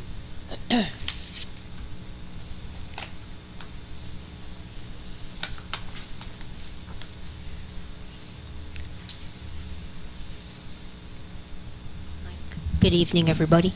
My name's Erin Callie. I'm a mother of 2 daughters that used to go to Warren Wolf last year, so I'm experiencing firsthand what most of the audience is going to experience next year. Warren Wolf was a fantastic school to begin with. They went through many revolutions, as you saw, but it was the perfect school, so we were kind of spoiled. So last year, hearing that Warren Wolf would be shutting down and the children would be dispersed was kind of a shock to us because, like I said, we were pretty spoiled with these super small classes, and we, you know, kind of bragged to the other people sometimes because they were at a pretty good rate as it was. But so we did what we had to do. We didn't have a real say in the matter of all. It was just going to be done, and that was going to be done, and that was it. So this year, it's been challenging for both the teachers and the students because my daughter loves to ask questions. She likes to know details. And it's to a point where she's asking the teacher for explanations on this new curriculum that the teacher informed me that they were asked to follow. And she can't even find the time to answer her questions because she's got the questions of this student and that student, and she's trying to struggle to accomplish what she's been asked to do by her bosses. And I get that, but the children are being robbed of an education. And you mentioned, sir, that Toms River was punished. I mean, I don't feel that education should be a victim of punishment in any way. You got people paying thousands and thousands for college tuition. You're penalizing people for wanting to better their education. And to me, this is what's going to happen continuously if we continue to close down the schools. And I understand that, you know, you want to raise taxes 2%, but is there a better way? We have buildings throughout the township that are not even in use, and there's lights on, like Bally's, right up the street. Are we paying for those lights to be left on? Like, I don't, maybe I'm not very knowledgeable of, okay, but, I mean, if you can, help us, the community, find a better way, aside from even raising taxes, because we pay a good amount now. We really do. But help us find a better way than punishing the children in their education, because they deserve this. They deserve a chance to learn the way that we were able to learn. Be able to ask questions and not be ignored because the teacher is so overwhelmed. And these are seasoned teachers that are becoming overwhelmed by these class sizes. There has to be a better way. And maybe I don't know the way, but help us find a better way so these kids aren't robbed of an education. The governor's the one that did it. But, your governor did that. And I wish he was here to, you know, maybe, you know, it's easy for him to say, There's you know, emails. yeah, let's You can always cut email. the schools, you know. he's- Him, go to Trenton. No, and find out I what you understand. can do, you know. I know, and even the Board The of town had nothing to Education. do with hurting any of the kids. And I'm not blaming you, as these individuals are asking for support. Right. And I totally understand that, because we need it against him. I We agree. do. And we just want to be heard, and thank you very much for listening. Yes, ma'am.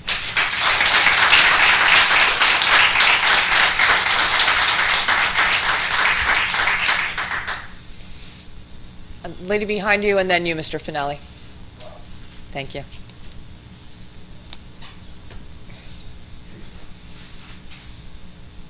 Hi, thank you for letting me speak. My name's Maggie Farr. I live at Lilac Drive. I'm one of the people, the parents, affected by the Herbertsville repurposing. Councilman Fosman, I completely agree with you that it is Governor Murphy that, we should be setting our sights on, but all of us and us I know. need to be doing that. So it kind of seems like you're saying, well, you guys fight that fight, but Bricktown needs to fight that fight together with the government's help. Yeah. So I just want to make Yeah, sure no, that you guys are on board with that as well. no problem. Thank you.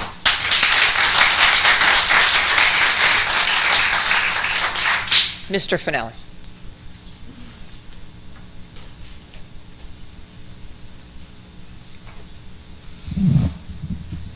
If you watched the last school board meeting on your computer, and I strongly urge that you do, you'll see that the meeting lasted 5 hours and 19 minutes. And I know what you're thinking, no, I was not there.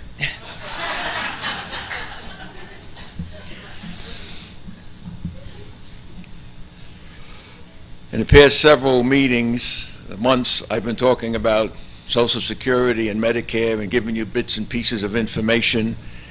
But I said I'd be back when I had all of the pieces of the puzzle, and so here I am.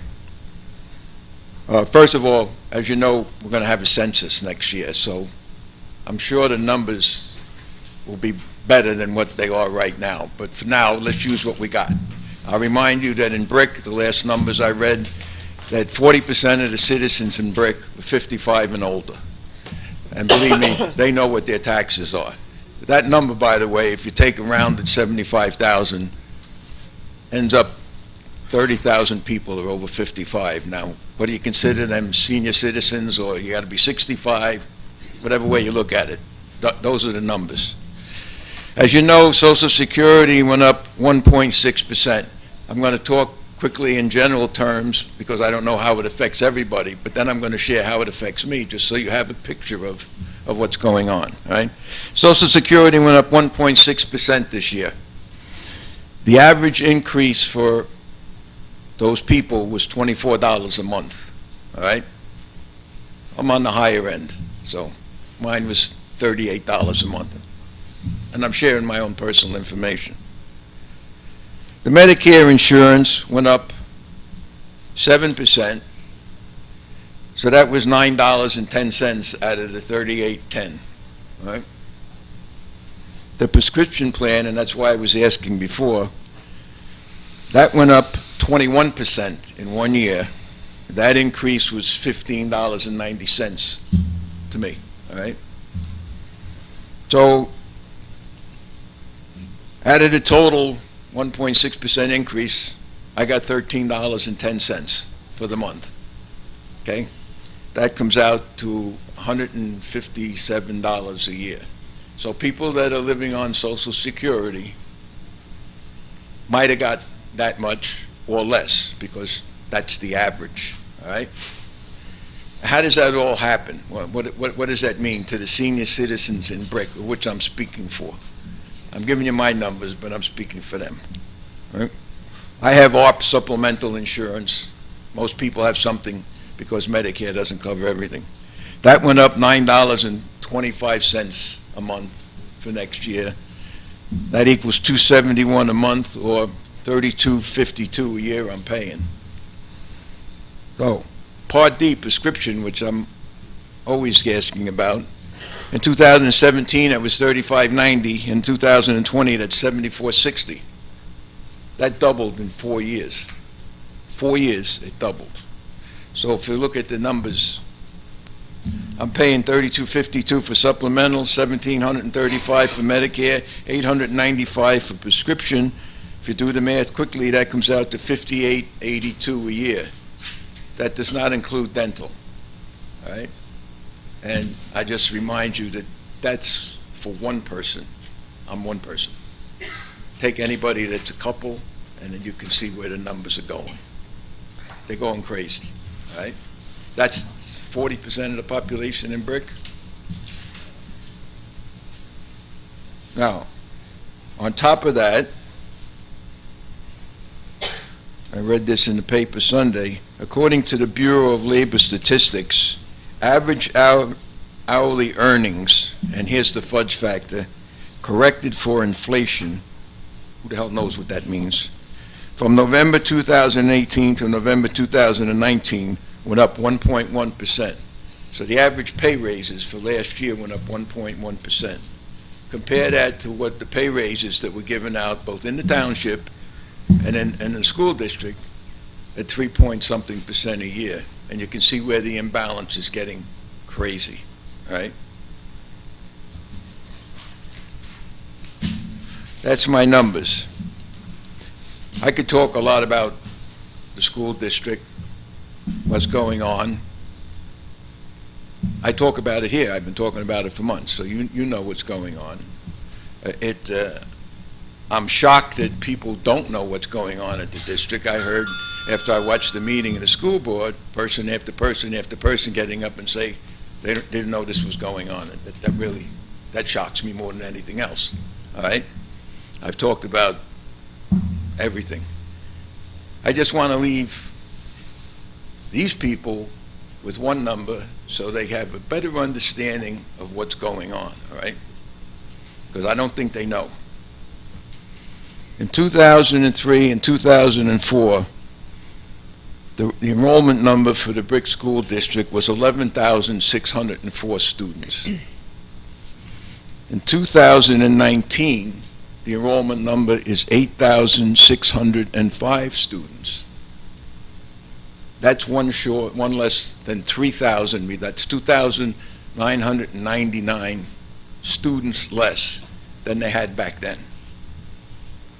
Whatever way you want to look at it, that's the demographic of the country. People are getting married later, they're having less children, they're having no children, so the numbers keep going down, and all indications are they're not going to change. They're going to keep going down, all right?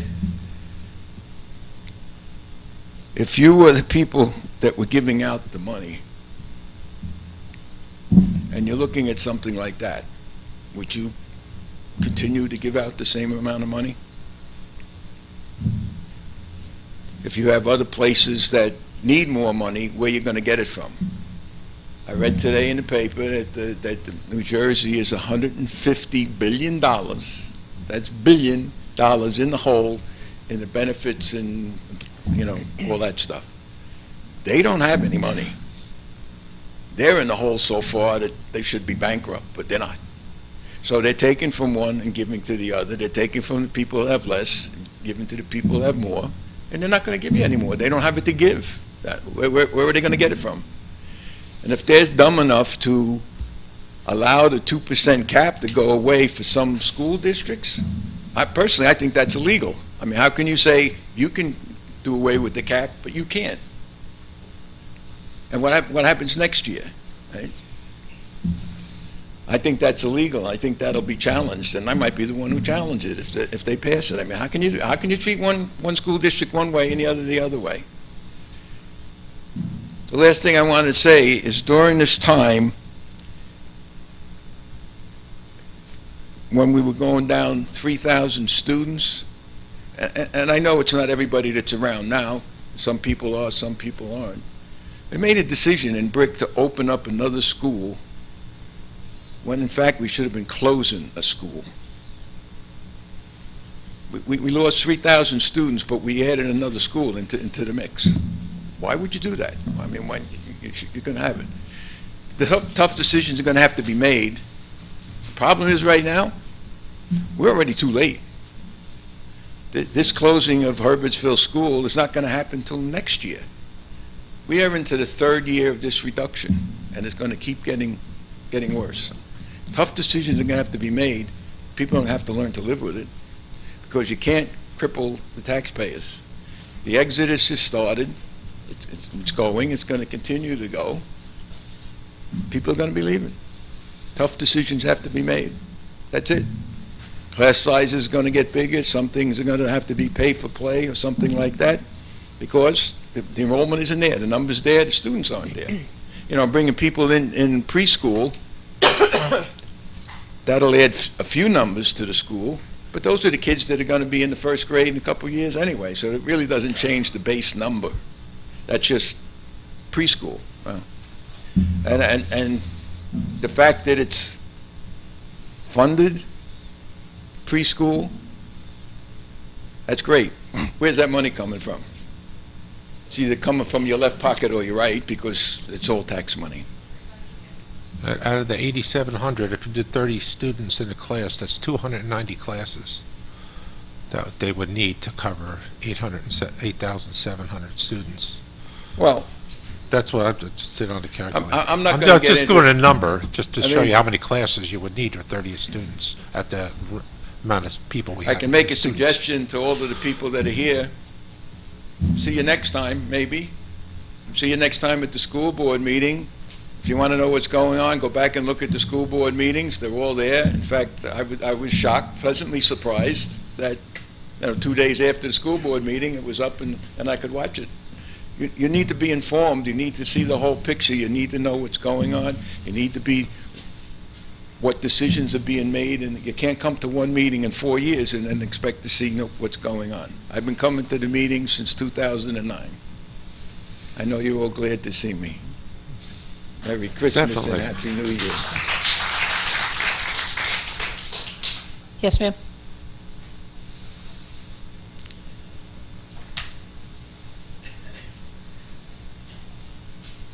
Hi again. My name is Liz Bott, and sir, I have to honestly totally disagree with you. I've been in Bricktown for 30 years. My daughter is a college student in Florida, and 2 years ago, I went to the ceremony at the end of the year of her school, and when I tell you we had children that went to Penn State, my daughter's in Florida, her girlfriend's in Tampa, there's people that have been to Annapolis, bowling scholarships, soccer scholarships, weird, strange scholarships these kids are getting. My niece and nephew, I don't see that happening. I don't see that happening in Brick Township. When I first moved here, I never had to worry about those things. If there were 15 children in my daughter's class, that was a lot. She was one of the first in 2000 to be at Warren Wolf, which at that time was just a kindergarten. It was the model for the state of New Jersey. I agree. Okay? On the way to this forum today, I spoke to my niece and I said, I feel so bad because my daughter had such a different education. She had so many things more available to her, okay? She got a scholarship to Florida, and I could name 10 kids off at the top of my head that went to Osborneville School that are all in Ivy League schools. They're in the top of their class. They had the best teachers in a public school. I heard my daughter went to Atlantis Prep and Wall. I've heard people say go to Monsignor Donovan, go here, go to Red Bank Catholic, go all over. And I said, no way. My daughter is getting a great education in Bricktown. She has wonderful friends, wonderful teachers, caring teachers. So it is so important that this school does not close. And I don't know all the political part of it, but there are a lot of empty spaces in this town that have been empty since I've been here. Food Town being one of them. There used to be the Cost Cutters and that whole plaza. All these plazas are completely empty. What are we doing? What are we doing? We have 2,500 food places. Do we really need that many? I know they must do some kind of analysis to see what kind of food we want, but there's other things that are needed in Brett. And I do have to disagree with him.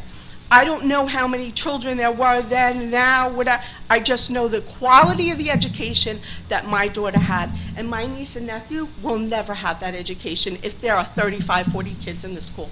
It just won't happen. But I think what I'm hearing here from a lot of these people in the audience is that they're looking for help. And I know what you're saying, go to the governor, go to this. We're lay people, we're residents, we're coming, as you heard, crying and begging for this school not to close.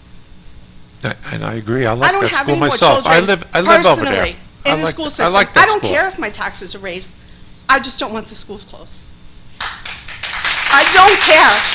Okay. And I'm going into retirement within the next 10 years. I don't care if my taxes are raised. I would rather see these kids have that Bricktown education that my daughter had. So please, whatever you can do, please help us. I know. Stephanie Walrab has to come I out with have her to say, I budget. disagree with him in the respect that a lot of these people here are getting very educated politically. And I can honestly say, when I first came, I didn't really I'd say, oh, I'm not going to go to that meeting and vote. I knew who's going to get in or whatever. It didn't matter. Everything stayed the same. That's not going to be anymore. That is Good. not going to be. People are going to say, I want to see what you're going to do for me.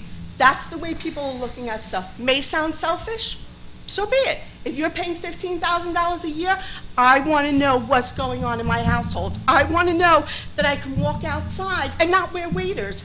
I want to know that my children are getting a good education and there's not 40 kids in the class. And these people are very, very educated about what they want for their children. And I suggest that every time there's a vote, whether it be school board, mayor, whatever it is, you have to go and have your voice heard. So I know one of the gentlemen was saying, oh, people are never here at these meetings. I'm thinking you're going to see a lot of people here at these meetings. That's good. Because people are really getting scared now. People are really getting scared. And when you get scared, you start doing something. And whoever mentioned about the Summerfest, I have to say it was hysterical, actually, because it was so true. There's so many people at Summerfest. I remember we used to bus people. We used to have harvest, all of this, and we're closing a school? No, forget the fireworks.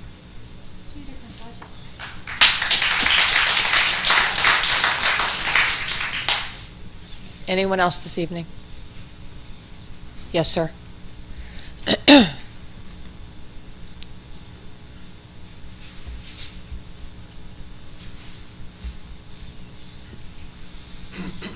Good evening. My name is Mark Whipperman. We live at 546 Normandy Drive in the Normandy Beach section of Brick. So once again, I want to revisit the topic of flooding. We heard somebody's ready for bed, including most of us. We heard tonight about flapper valves being part of the capital budget, and we in the community are supportive of that, but we just don't think it's sufficient. Now, my wife and I have not been in the township for 30 years like many of these people here tonight. We've only been here a couple of years now. So we retired, and most of our friends went south, Florida, South Carolina, and we decided to keep our tax dollars in New Jersey. And we bought a piece of property that was affected by the Sandy storm, and we wound up rebuilding and putting up a new home. And, without exaggeration, we doubled the rateable on that piece of property. And we were happy to do it. And we're still in the process of learning about Brick and the greater area. But when we speak of capital budgets, to my corporate experience, I'm used to planning for capital budgets on like a 5-year horizon or some long-term basis. And so I'm most interested in the horizon that Brick plans for. And of course, I'm specific about the flooding issue. Do we plan from June to June and put together our capital budget, or is it a much longer term process? Much longer term. Yep. Excellent, okay. Well, like I say, we're still relatively new in the area, and when our family and friends visit us during the holidays, I'm going to pray that we don't have a king tide that day, and that they can get in and visit us, because everybody thinks we have moved to heaven, and we feel that way ourselves. But something does need to happen about the flooding, and so let's hope that the flapper valves provide some improvement. But like we've heard tonight, there's also an issue of the height of the bulkheads, and we've also heard about neighboring communities to the north and south of Normandy Beach that have put in pumping stations and raised the height of roads. And I certainly can appreciate that's not something that happens overnight, but I'm very interested in finding out more about the long-term plans to deal with this global crisis that we and many other people find ourselves a part of. So that's all I wanted to say for this evening. So thank you very much for your time. Thank you.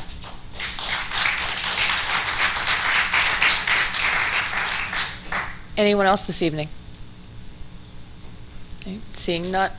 Yes, ma'am?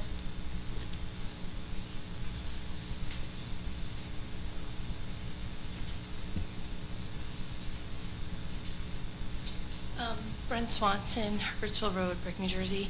Could you I'm step here. a little closer to the microphone? Thank you. I'm here to speak about the schools, and you've heard a lot of sad stories, and you've heard a lot of heartbreak, and it's very obvious that we're asking for support. But the question has not been answered. How are you going to support us? I know that Tums River rallied, and everyone rallied. The chief of police led the brigade, and the mayor was there, and everybody was there. Are you going to help us? Please. No. Recently, Tums River went, and you were there too. I don't know if you were there, but I'm saying, like, if we get another, we all feel like the word, no, we're not getting the crowds that they're getting. This town is not rallying, and why? I mean, it should be full, more full. Hundreds of, buses were full, and things were happening.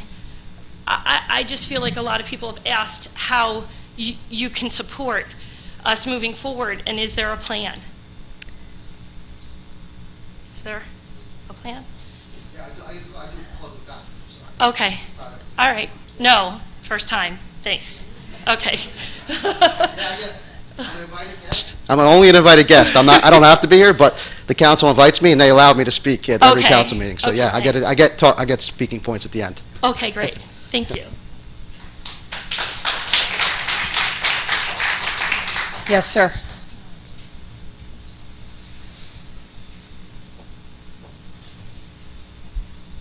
Micah Bender, Clover Road.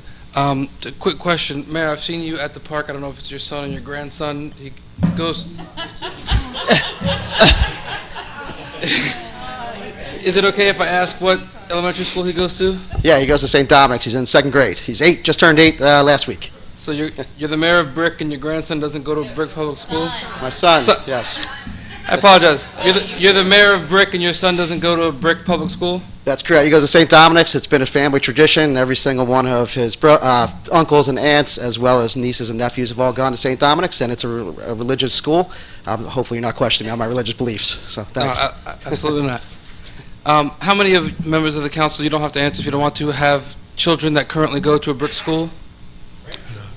Both, private and public. Okay, that's it. Thank you.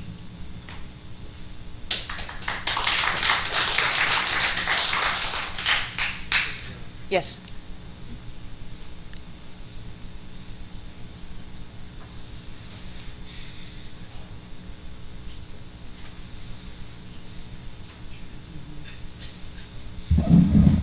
Tara Lesnick, Greenwood Loop. My daughter is currently in the kindergarten in Herbertsville School. I have 2 daughters, one that went through the Brick school system. She's in her 20s now, so she's already out of it, and my kindergartner. I did not know the dire state of the school until recently, because my daughter is in kindergarten. When I hear that things have been going on for a couple years, and there were emails or phone blasts and things like that, I didn't know that because my daughter is in kindergarten. So the word doesn't get out. Maybe I should have come to town meetings. Maybe I should have informed myself more. But like many other citizens, when you don't know things are bad, you don't show up. When things run well, you don't show up. I work in property management, so I work with a board of directors. I know how things like that work. When our property is running well, people don't show up. When there's a problem, they do. But they don't show up unless the word gets out. So as other people have said, we are failing our community in getting that word out, in letting people know, not just people with children in school, but the citizens of Brick as a whole, the seniors that are going to be affected by a tax increase because they are on a fixed income. All of these people need to be aware of what is happening, need to be aware that you want to do something and go to Trenton, that there is going to be something. I didn't know something went on back in February because I wasn't aware.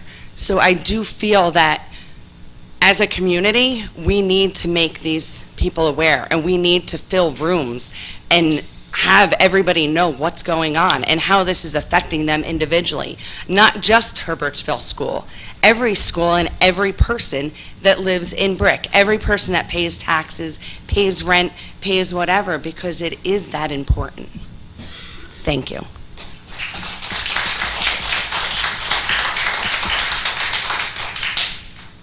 Anyone else this evening? Mr. Finelli? I wasn't sure that was your hand. You raised the other one this time. You fooled me.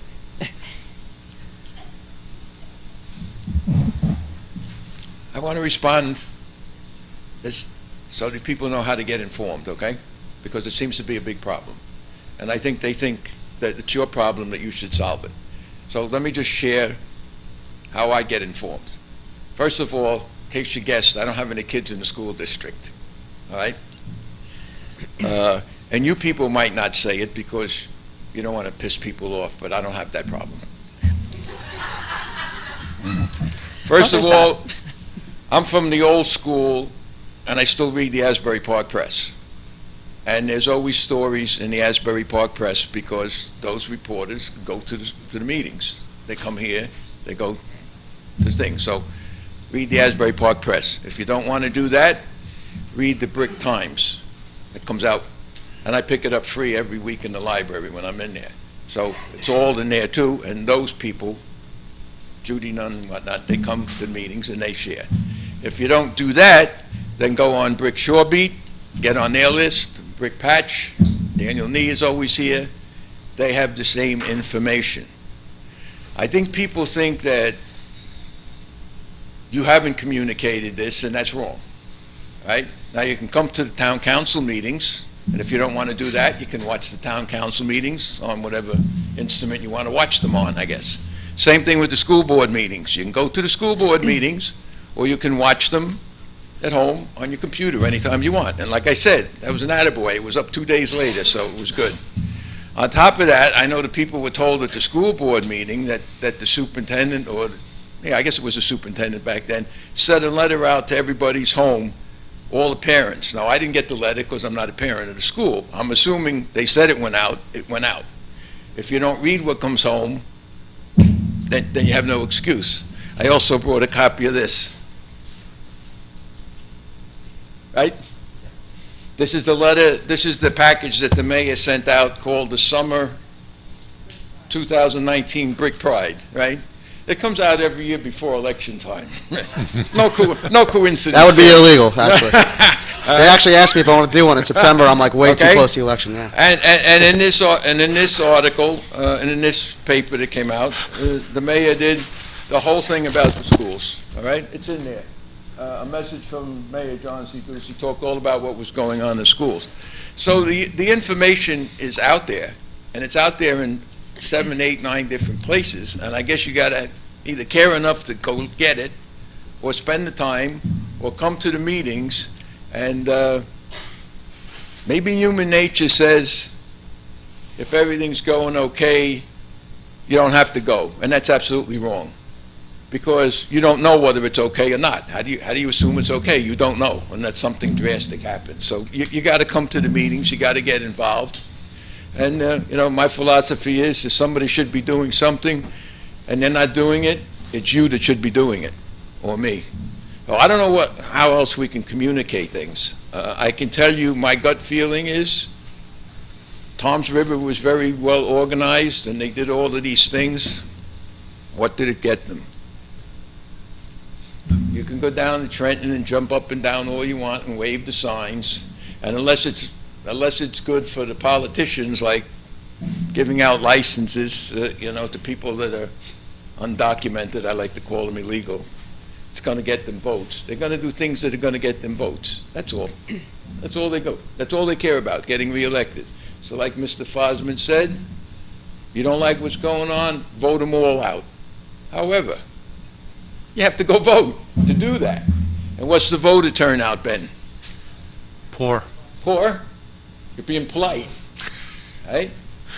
Oh, I realize I'm retired and I have time, but I also realize I pay more taxes than most of the people in this room, and I don't have any kids in the school, all right? I'm a senior citizen.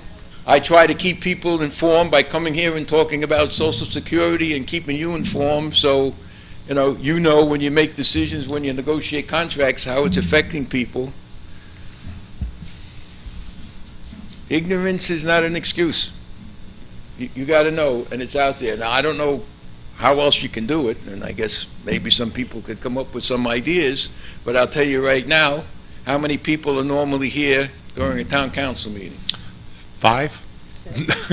Well, this counting the reporters and whatnot, right? 3? Yeah. How many people show up at the school board meetings every month? I don't know. I don't see that many there either. 25. Yeah. 25 at a good time. And not much more when, like, for example, they're talking about hiring a new superintendent. You people don't show up. They ask who's going to be running the school and what they're looking for and what they're getting. And look what happened the last year, right? We hired a superintendent that bailed out in 1 year. Nobody else is going to show up at that meeting. They're going to do the same thing. You got to get involved. You got to get there. You got to find the time to do it. If not 2 parents, 1 parent. If only 1 parent, you get a babysitter. But if you're not there and you're not involved, then you really don't have a say. If you don't vote, you don't have a say. That's it. You don't like what they're doing, you vote them out.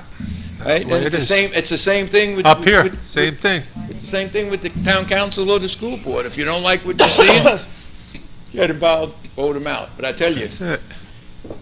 it gets lonely up at the lectern at the school board meetings, because sometimes I'm the only one who talks. 2 I'm the years only is one who another asks election. questions. Get involved. Thank you. Yes, ma'am.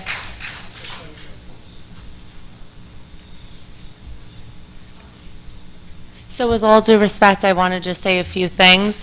Things are communicated differently, and I thank the new superintendent and the Board of Education for following in the current form of communication, which is where parents who are working, leaving at 5:30, getting home at 8 p.m., social media is the way to go. That's how most people are communicating. It's not because we don't want to read a newspaper. It's not because we don't want to be at these town meetings. I have 2 kids at home with a babysitter. I had to drag my 6-year-old here, and we are working. Years ago, maybe moms or dads, one of them was staying home. Now they're both working. My husband works nights. I work the days. We're not being ignorant. We are just saying that the communication is different. And perhaps an organized plan that is given in advance is the way that, people can prepare to set up, daycare or whatever they have to do to be at these important events. I also want to speak to the fact that there are a number of less students compared to 10 years ago, as stated previously, and that we shouldn't receive the same amounts of money. 10 years ago, dollar for dollar, we have seen you can't compare 10 years ago the cost of raising a child and educating them in the Board of Education versus today. You have to make waves for those changes. So, and it doesn't equate for $4.2 million of a deficit. Secondly, the 2% increase by law of taxpayers is the minimal increase when a school is under budget. And as a town, as 55 and older or younger, your investment in your community is worth the 2% increase versus losing schools and becoming an impoverished community.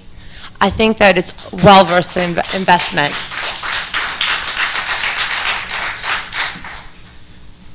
The value of your home will decrease if schools are not here to flourish this community.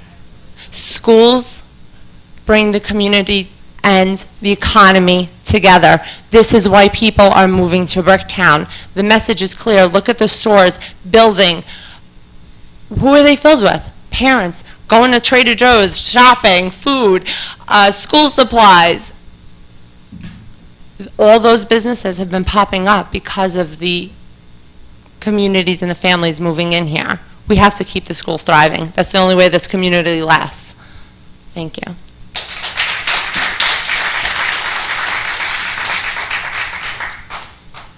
Anyone else this evening? Ms. Jones.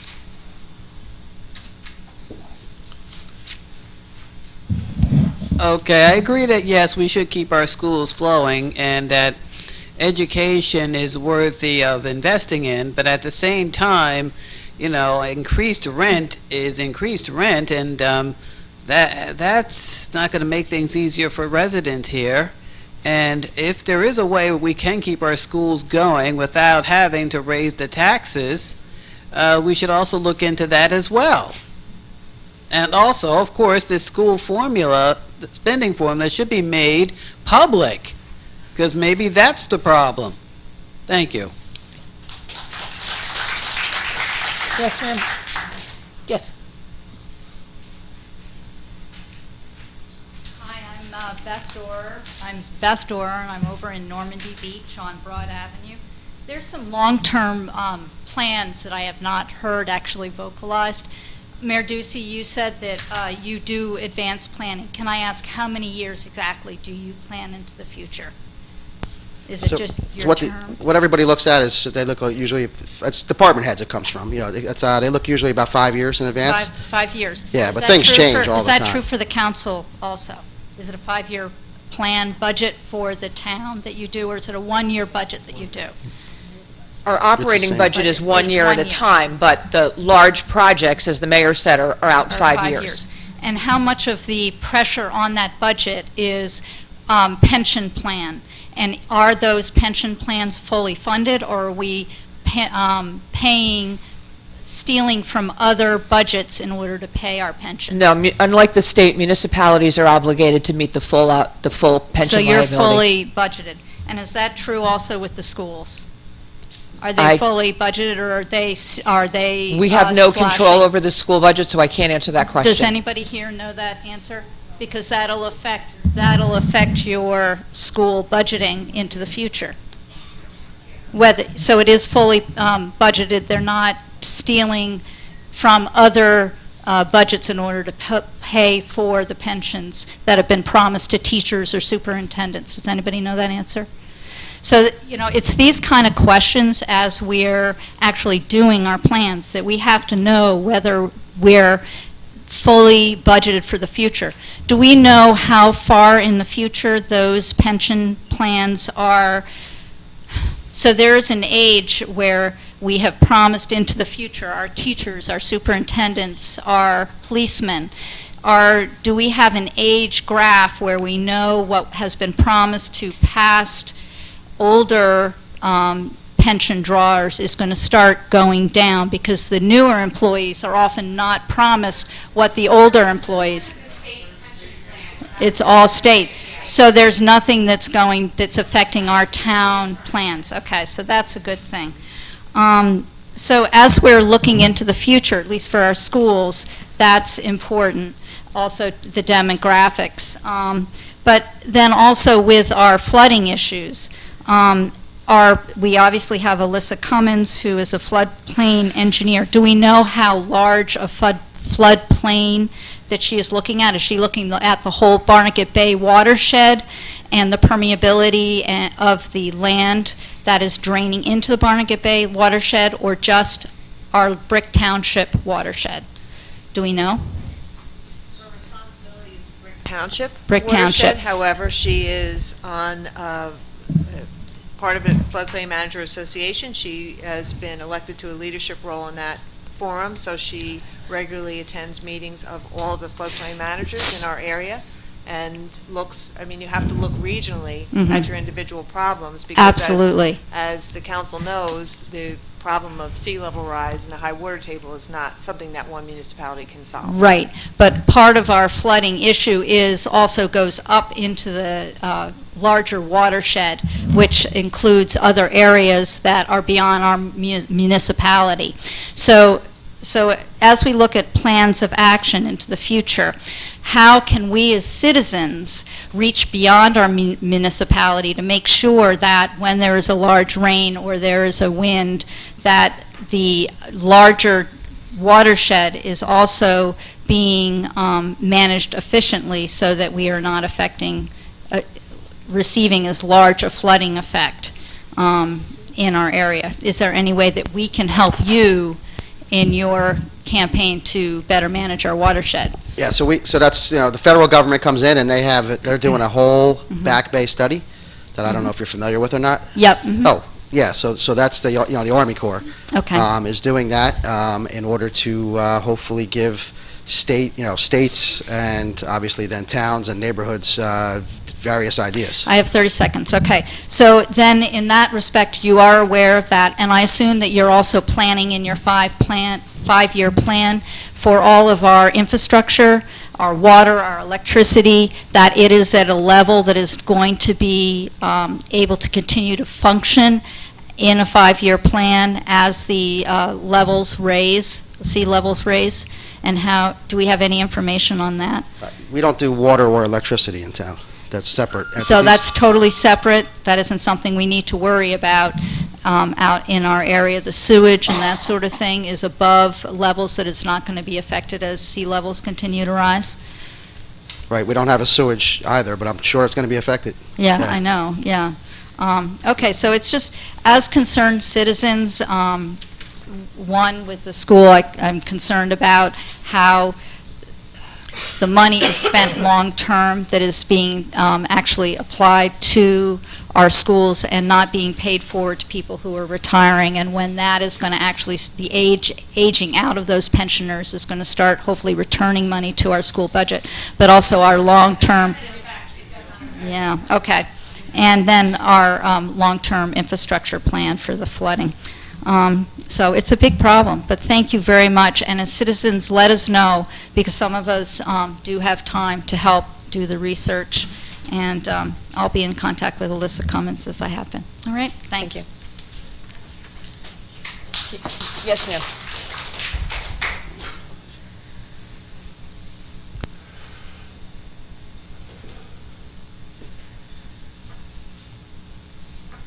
Good evening, everyone. Carol Mancuso, Sandy Point section of Brick. I just wanted to make mention of Manalocan Road and Drum Point Road, where a lot of the street lights are out, and it's a pretty dangerous road to be driving on. Especially, I have, my dad's 89 years old. He drives, he's still driving, and there was, a recent accident on Drum Point Road. I'm just wondering if that person that was hit on that road is because of not enough lights.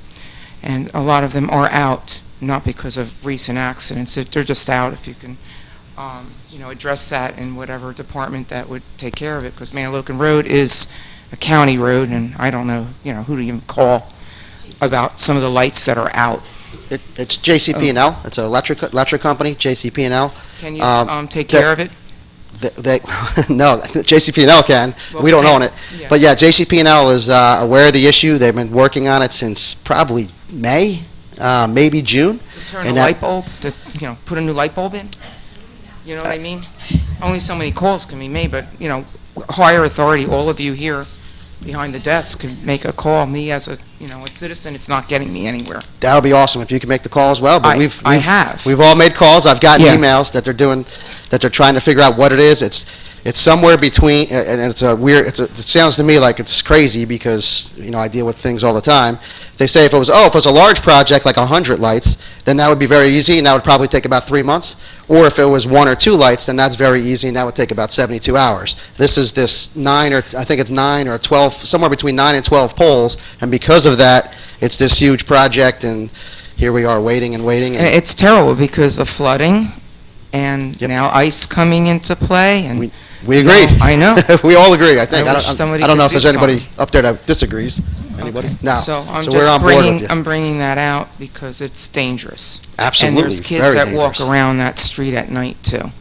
And they're- On second, I want to thank the police department of Brick Township for keeping us safer and what they've done to round up the people that are, dealing with a lot of illegal shit around town and putting them behind bars and doing an awesome job and putting themselves at risk. I want to thank you all for your service. I really do. You deserve an applaud every day, putting you and your families aside for the public. Jim, I want to thank you for your years of service with the Township Council and for you standing against a lot of, people that are on the council and working for us, the people, and going with your heart. Thank you. I really appreciate everything you've done for us, and I want to see you back here again. Thank you, Jim. Thank you all. Yes, ma'am.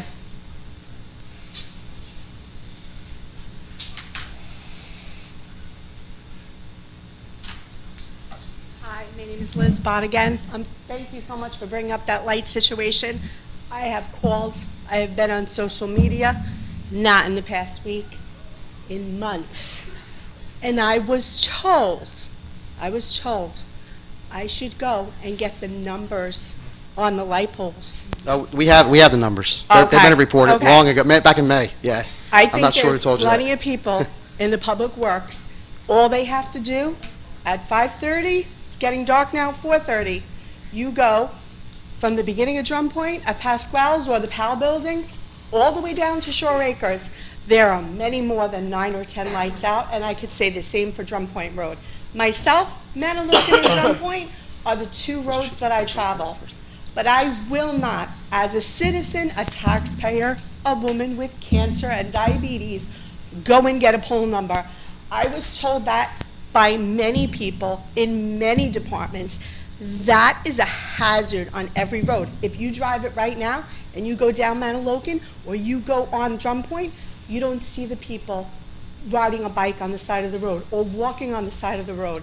You just can't see it. The lights are out. I don't know if it's the county. I don't know if it's JCP&L. I don't know if it's Brick Town. I don't know who it is. It just needs to be fixed. It needs to be fixed before there is a catastrophe on those roads.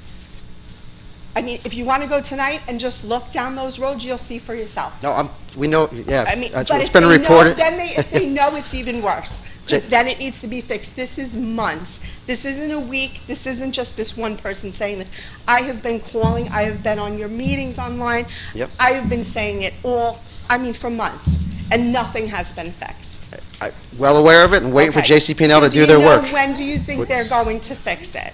They've gave me no indication. What they've given me, I said it a second ago. I don't know, do you need me to repeat it about the 100 poles versus the 2 poles and all that?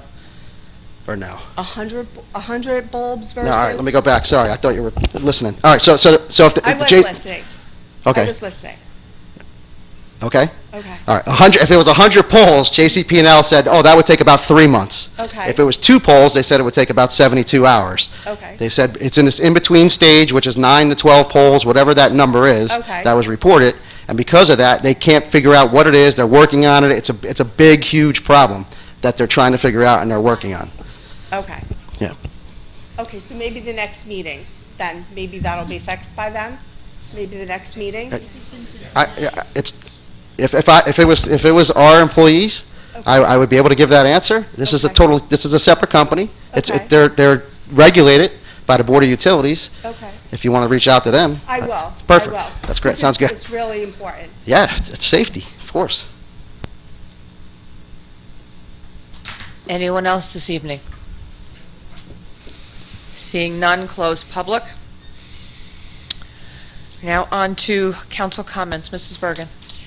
No, thank you. Mayor. Thank you. I think it's awesome everybody is here. This is so exciting because back in when we went to that rally down in Trenton, I'll tell you what, as mayor of this town, it was embarrassing for me. Now, lucky enough, the mayor from River wasn't there that I had to deal with, but there were some council people and things like that, that it's like, oh, how many, I forget they had like 30-something buses, right? We had like 30-something people. They had like 30-something buses. And I was like, oh my gosh, what, like, it was a little embarrassing. Oh, where are the rest of your buses? Oh, we're good, we're in that little area right there. I'm telling you, that was, as a mayor, that was a rough day. And I couldn't believe it, and I did ask, I was like, well, how do people know about this? Why aren't there people here? A letter went home with every single kid. I was like, okay, so a letter went home with every single kid, and we have, count how many people who were not part of the school district who were there. I was there, and there was another person. Two people who are not involved with the school district out of hundreds of people that were from Toms River. So to see this motivation in Brick, this is awesome. This all started back, just so there's a little bit of a history here. June 2017, Chris Christie, who was our governor then, had this plan of school funding. It was called Fair Funding Formula or something like that. And what it was fair. And what it was giving us millions of dollars in addition to what we have now. It was adding. It wasn't even keeping it the same. Talking about adding money to our school budget from the state. And what it was equal treatment for every child in this state. Why is a child that goes to some other town, Asbury Park, is worth more than some child that goes to Brick? No way. That's not, no. Our kids are just as valuable as any other kid in this state. And for somebody in the state government to say, no, your kids are worth less and we're taking away money, that is wrong. That is so wrong. How do you not treat everybody equally? It's absolutely ridiculous. Chris Christie was on the right plan in 2017. Unfortunately, his popularity took a big hit because he's running for president and everything else. Otherwise, maybe that plan would have passed. And you know what? We wouldn't be sitting here because every child would be treated equally in the state of New Jersey. I met with Chris Christie on that and said, I'm behind you 100%. What do you need? I need people. We don't have that fair funding formula, do we? No, we don't. Just a quick civic lesson, because I know a lot of people were new, they don't know when to speak, and different parts of the meeting and all this stuff. We have a bunch of different governments here in town. So we have Route 88, Route 70, Garden State Parkway, Route 35. That's all state government. So that's the governor and the legislature. They are basically, the governor's the mayor of the state, and the legislature is the council of the state. We have, in addition to that, we have another level of government called county. So county has freeholders. There's 5 elected freeholders. It's funny, I was in school and was in Brick Moore the other day, and I said, all right, there's probably 60 kids there. And I said, so just name me one of the freeholders. You know how many I can name? Zip. 0. Everybody knows who the mayor is. Everybody knows who the governor is. Freeholder. So your county roads, your roads that you drive to get anywhere in this town, not the roads where your houses are. There can be houses on county roads. Roads where the houses are that you're not really getting anywhere, those are township roads. Any road that you take to get anywhere is county road. And they are responsible for those roads. There is the MUA. The MUA has an executive director, which is like the mayor of the water company and sewage company. And then there's commissioners, which are like the council. That executive director is not elected, however. There is the fire commissioners. I bet you, let me look around. I would say 2 people, maybe 3 people in this room have ever voted in a fire election. I could be wrong. Wow, all right, so 7. That's pretty good. So those fire elections are in February. Nobody knows about it. We have fire commissioners in town. They have their own budget, fire trucks, and all that stuff. We have the school. The school has a superintendent, which is like the mayor of the schools, and then the school board, a board of education, which is like the council of the schools. In that capacity, what the superintendent sets policy and has a direction for the school system to go in. And then the school board is like the council, so in charge of the pocketbook, so to speak, and the paying bills, passing different types of going through with the policies of the superintendent and passing them as legislation. I forget what the term is, but then you have the mayor, obviously, the mayor of the town as well as the council. And we're in charge of the township stuff. Township stuff is all the police. We have 400 something employees. So we have all the police, all the, DPW, the building department, all the offices like tax collector and tax assessor and clerk's office and all our recreation programs and senior services, all that. That's all township employees. So when you say, what's the plan? How come we didn't know about this school closing beforehand? Why would we know anything about that school? They're not calling us. We're not calling them and saying, you know what, we're actually going to decide to do Bayside Park, and then we're going to do Cedar Bridge Manor afterwards, because they'd be like, yeah, thanks, same thing. We can't tell the school what to do. We can't tell them what to do. It's totally separate entities. Think of Burger King and McDonald's. Not that we're not competitors, but think of Burger King and Kmart. Let's put it, well, not Kmart, they're out of business. That's like Burger King and Target. How about that? Good. Burger King and Target, right? Target's not calling up Burger King saying, what, you're serving tacos now? You're a hamburger place. What are you doing? Like, that doesn't happen. And Burger King's not calling Target saying, hey, we're thinking about putting tacos on the menu. What do you think, Target, about that? Like, why would that happen? It just doesn't occur. It's the same thing. So when I was in school, so kids are very, very important to me. I started a whole teen advisory program. It's high school kids. So I go visit them in their high schools once every 2 months. And I just go over township events and what's happening and answer any questions they had. I can tell you, one of the questions they asked me is, we heard Herbertsville School is closing. I go, I don't know. That's a rumor. I've heard the same rumor, but nobody's confirmed it with me. I can't say yes or no. And they said, oh, all right. You know what? That was on Thursday of last week. 4 or 5 hours later, it's announced at the school board meeting. So those rumors were correct. Those kids knew those rumors already, but they knew it as well as I did. That is a rumor. They didn't, I couldn't confirm it or deny it. So people who think, why don't we have a plan? I'm saying we up here, we have a plan for our township. And somebody mentioned earlier that, when things are going well, people don't come out and stuff. Well, you take a look at our town. Our town over the last 6 years has improved so much. All those empty spots that were all over the place, my gosh, they're pretty much all filled. Or there's plans to fill them, one or the other. And plans, there's actual, physical plans. So Lidl's going into Cost Cutters, Sports Dome's going at the old Food Town site. There's not those empty spots around. Corrado's is going where Pathmark was. All these different things. And somebody else mentioned it about the neighborhoods. My neighborhood, I moved into my neighborhood in 1995. 0 kids. None on my whole street. Then we had all the, bad news with the recession and everything else. Everybody was stuck in their homes at that point because they were underwater.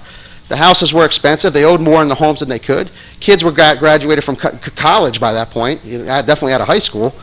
And the parents, some of them were even divorced. So you have a 4-bedroom home, 5-bedroom home with one person in it because the mom's still in the house and they can't get rid of the house because they're underwater. So what does that do? That probably causes our student population to drop. Do you know how many kids are in the 5 houses around me now? There's 8 kids, including one of my own. But so yeah, people are coming back. Kids are coming back. Our town's doing well. You're looking at our town. Our town is doing well. So people think everything's going well. But when you hear, you get the letter, I guess at home, and about the school rally down in Trenton, and saying what dire straits the schools are in. Everybody probably thought at that point, well, come on, we have businesses coming in, there's people everywhere, people are happy, people love Summerfest, we got 9,000 people showing up at Summerfest. Things are good, yeah.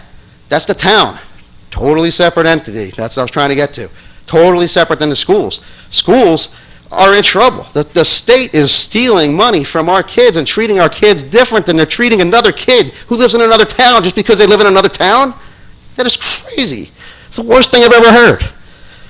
So what have I done? Yeah, so obviously, yeah. You go on a bus trip with out to Trenton. You're with a bunch of kids that were from Toms River and some other surrounding districts, and you're energized by the kids, and the kids are coming up with all these slogans and chanting, and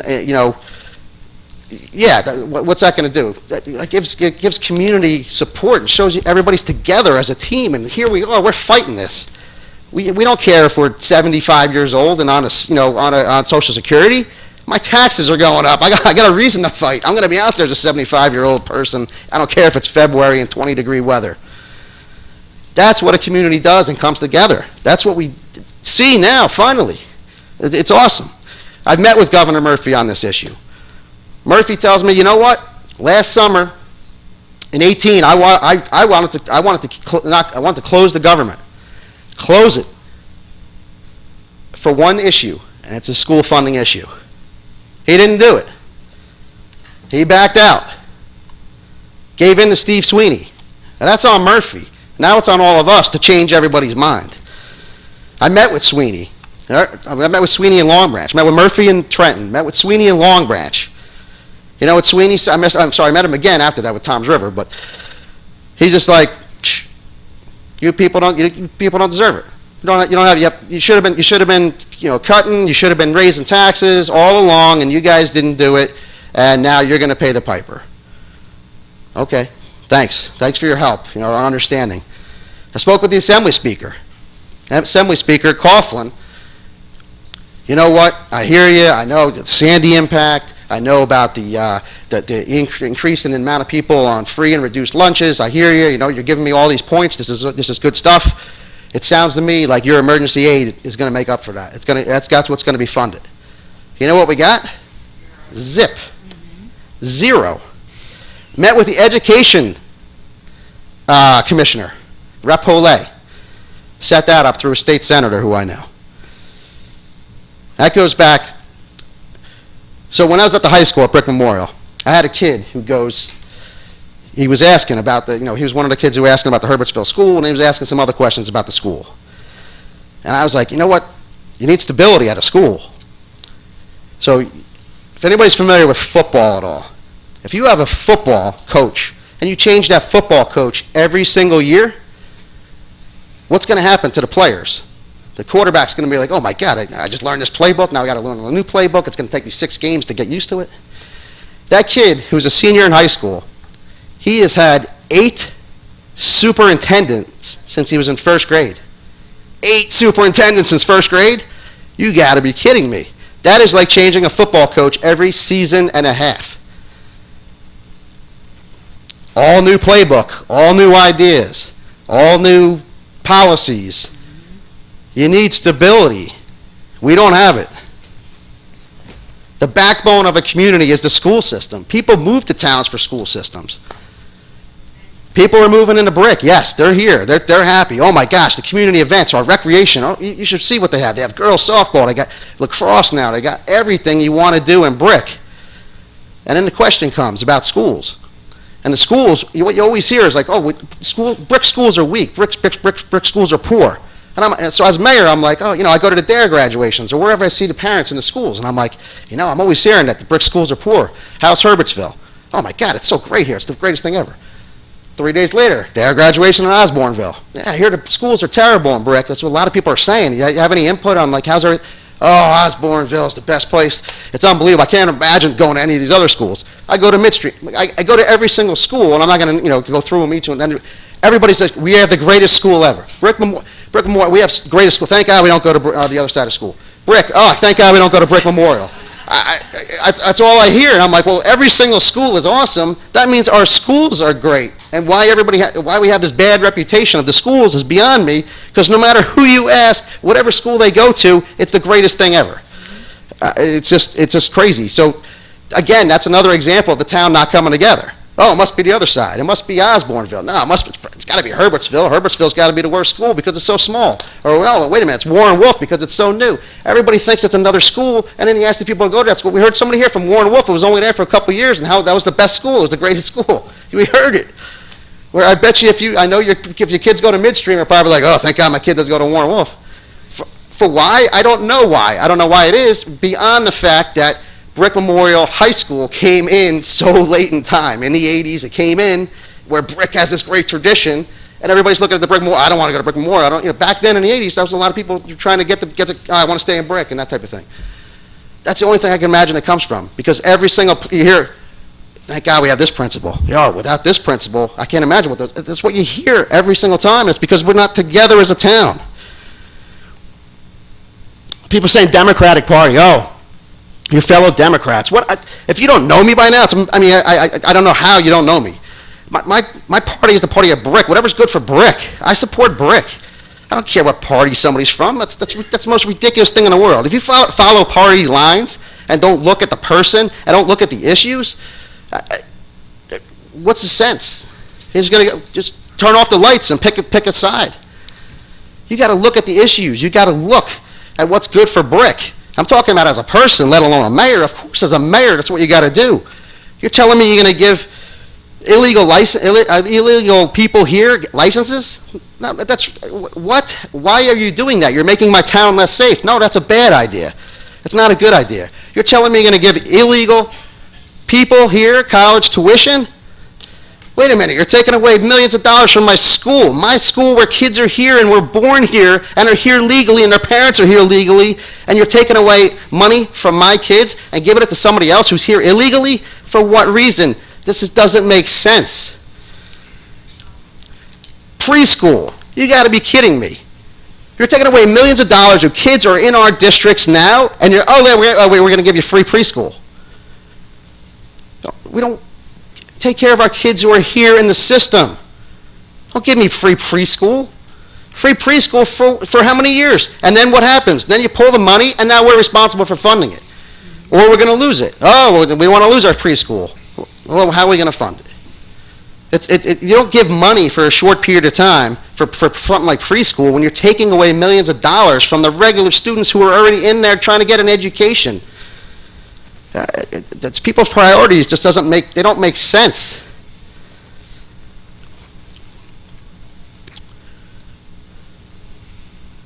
Chris Christie had a lot of good ideas. That school funding was one of them. 2% cap, awesome idea. Keep our property taxes low. The interest arbitration cap, awesome idea.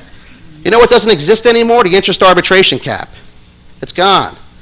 So salaries can go up whatever they can go up. You have no control. Unions, negotiations, arbitrators. The arbitrators are no longer having a cap. Those are ideas to save money and save property taxes while still having quality education. And taking those things away and not reinstating them doesn't make sense. I don't care. So Christie's a Republican, so I agree with him on things. Isn't that okay? Can't you just, I mean, I don't understand. Why is it one side or the other? And because Murphy and Sweeney are Democrat, I must be wanting to pull money from schools and close schools? Does that make any sense to anybody out there? Thank you.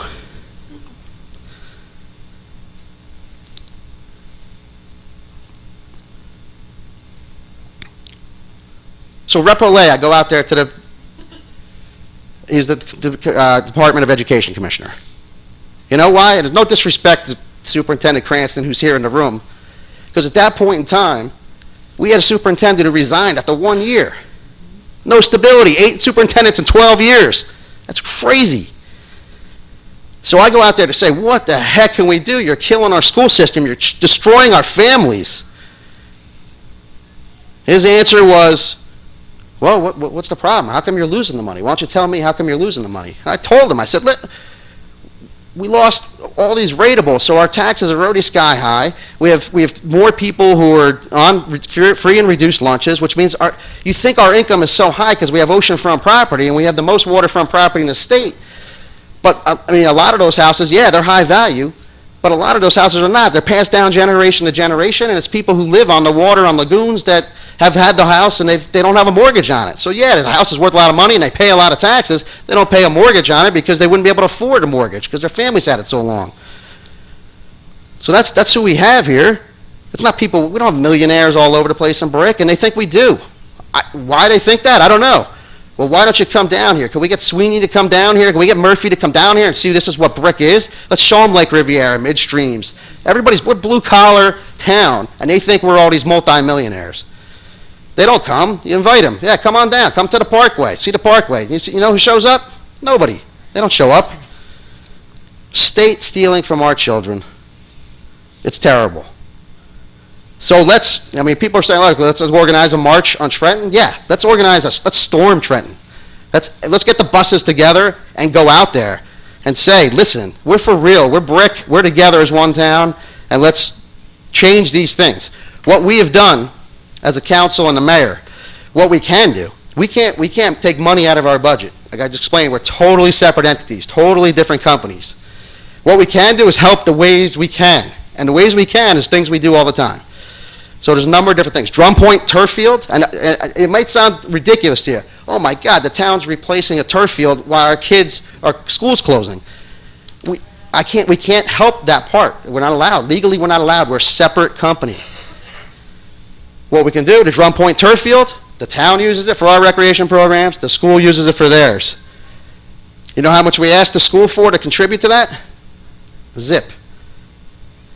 The tennis courts right out here. You know how many emails I got from girls and boys tennis players and moms back in the day?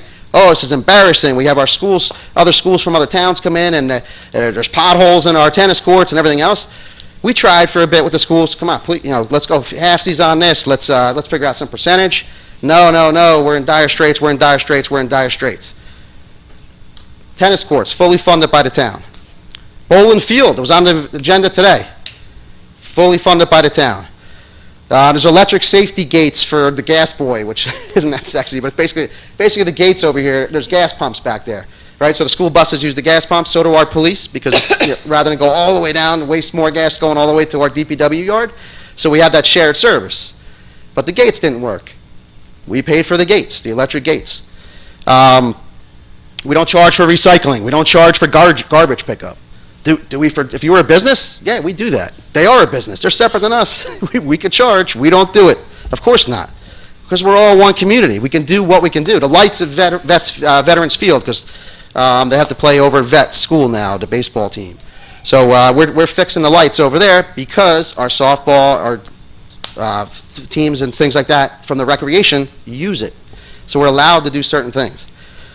And that's what we do. As a council and as a mayor, we passed a resolution saying, give us the formula. Fell on deaf ears, yes. Part of that meeting with Murphy I had, fell on deaf ears. We passed a resolution you heard earlier about, we want a new formula. Do a right formula, do a formula that's fair. Do a formula that gives the same amount of money to every kid in every town in the state. Hasn't happened, it fell on deaf ears. This is what we can do, is legislate things and request things by way of resolutions. This A6029 with the new formula, of course, you can't wait to have the council hopefully pass that as a resolution saying we fully support that. And we need a new formula. It's obvious we need a new formula.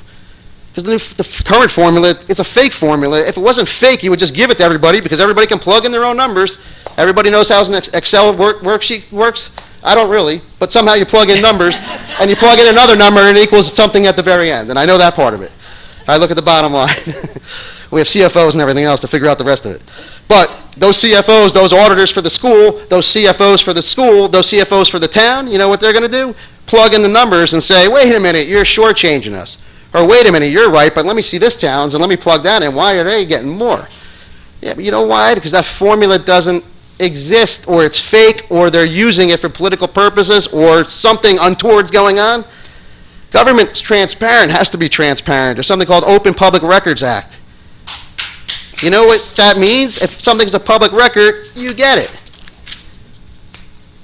The formula's not a public record. If anything is a public record, somebody's got to sit there at a desk and plug number into that and say, well, this town gets this amount, this town gets that amount. So there is a public record. That equation right there, whatever that equation is a public record. And for them not to turn it over, it's illegal. So the town, for some, I don't know why, but the town had to approve, well, we didn't have to, we could have said no, a lawsuit that the school board, the town, and the citizen that we talked about earlier had to be part of. So we had to agree to that. The town, we could have set up, or I couldn't, I don't vote. So that's another thing. Mayor just sets policy. I don't get to vote on anything. So it's the council. So the council went up there and voted, and they voted, yes, of course we want to join this lawsuit. I mean, it was a 7-0. It's a no-brainer. Of course we're on this lawsuit. So that's what we did as mayor and council. Doing resolutions, giving permission for lawsuits, supporting this new legislation, the A4278, no aid reductions. We'll be all over that too. I can't wait to see that. That's what we're going to do. We're going to continue to do. But I'm there. Let's go. Let's storm it. Let's all storm it. Let's keep on with this hashtag. I didn't know about the hashtag thing. First time I was hearing about tonight. I'll do 2 a day. I don't care. I mean, I'm already tweeting anyway. It's like, let's go. Let's get real. Let's figure this out. The lawsuit is the way to go. We need that. We need the formula. We need our children treated the same as every other children in this and every other child in this state. We're not secondhand citizens because we live in Brick and they think we're millionaires. We're not millionaires. Our children need to be treated equally. We're going forward with that lawsuit. Keep on appealing it, and if we have to go to the Supreme Court, we go to the Supreme Court. That's what we got to do. And so thank you all. I'm sorry. I have some other stuff. I'll be brief. Menorah lighting, Monday, December 23rd at 5:30. It starts here in the courtroom. It's pretty awesome. The Rabbi Reuben from Temple Beth Or comes in here and gives you a history about what menorah is, what Hanukkah is, the dreidel, all that stuff, and then we go outside and you light the 2 candles for menorah because we're doing it on the second day. So it's Monday, December 23rd at 5:30. Kids learn stuff, adults learn stuff. I don't know anything about the Jewish faith really, except for what I learned from Rabbi Reuben. Our reorganization meetings, January 1st at 2 o'clock here. Our offices and no garbage collection, and our offices are closed December 25th and January 1st for Christmas and New Year's. And everybody, please have a Merry Christmas, Happy Hanukkah, Happy New Year, and if you celebrate something else, if it's a happy or a merry, whatever that other else is, happy that too. So thank you. Merry Christmas. Mr. Keneally? No. Madam Clerk? Nothing, thank you. Madam Secretary? Nothing. Councilman Fosman? Thank you. This will be my next to last meeting. December 31st will be my last meeting. I've been here, it's been a great honor and a privilege to represent our community during the past 8 years. From day one, my goal was to represent this community in their best interest, and it's a role I took very seriously. I poured my heart and soul into Brick, to making Brick a better place. I've served on this dais with my vote not often being the one that won the day, but I hope that my words and ideas and thoughts of love for Brick mattered. I wish you all well. Merry Christmas, Happy Hanukkah, and Holiday for all. Now I just want to talk a little bit about everybody coming here. Nobody comes to the meetings. Very few people, as Mr. Finelli said. Everybody in town should be coming here. The school board, and this is recorded, so you can watch it on TV. If you don't like what was going on at the meeting, you can come at the next meeting and talk about it. That's what you can do. Same thing at the school board. Everybody should be out there. Everybody. No one should be sitting home. This has been going on for a couple of years. It just didn't happen overnight.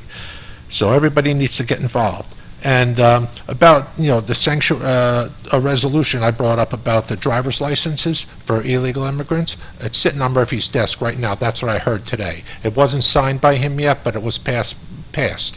I did bring it up here, and it was rejected by the council. So I want to bring a resolution up to go against that driver's license there. And Murphy and Sweeney, they're the ones who are the ones cutting our schools. They're cutting the money from us and hurting our schools. The only way to fight back, just like the mayor said, and everybody here, is going there.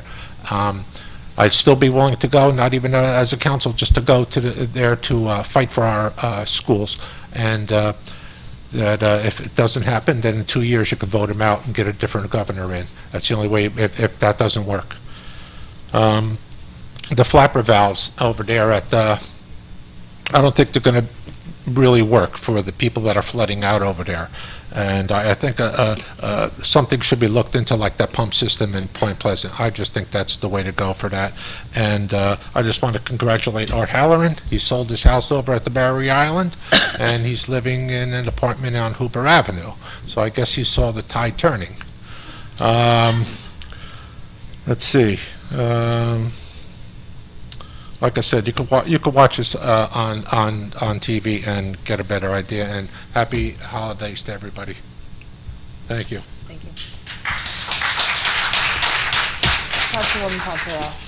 Thank you, Madam President. I just wanted to take an opportunity to thank each and every one of you for coming out and speaking about an issue that's important to you.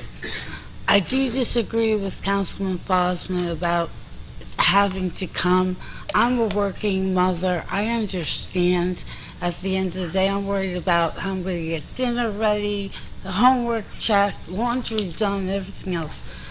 If it were me and I was interested in learning more about what's going on in the town, I would either put on the public or community access channel. I know mine is B20 on FiOS, or on the computer, you can put in Brick Council Meetings, and it'll take you to a site where you can watch the council meetings. The great part is then you can fast forward if you don't like a particular section or a particular person. You can forward them. I'm just saying. I have a huge vested interest in the issue of funding for our schools. I have a 12-year-old who's in private school, and I have a 6 and 7-year-olds who are in public school. So I have it both ways. And I will tell you, any support that you need, I just need to know where and when, in enough time that I can arrange for childcare like all of you would do.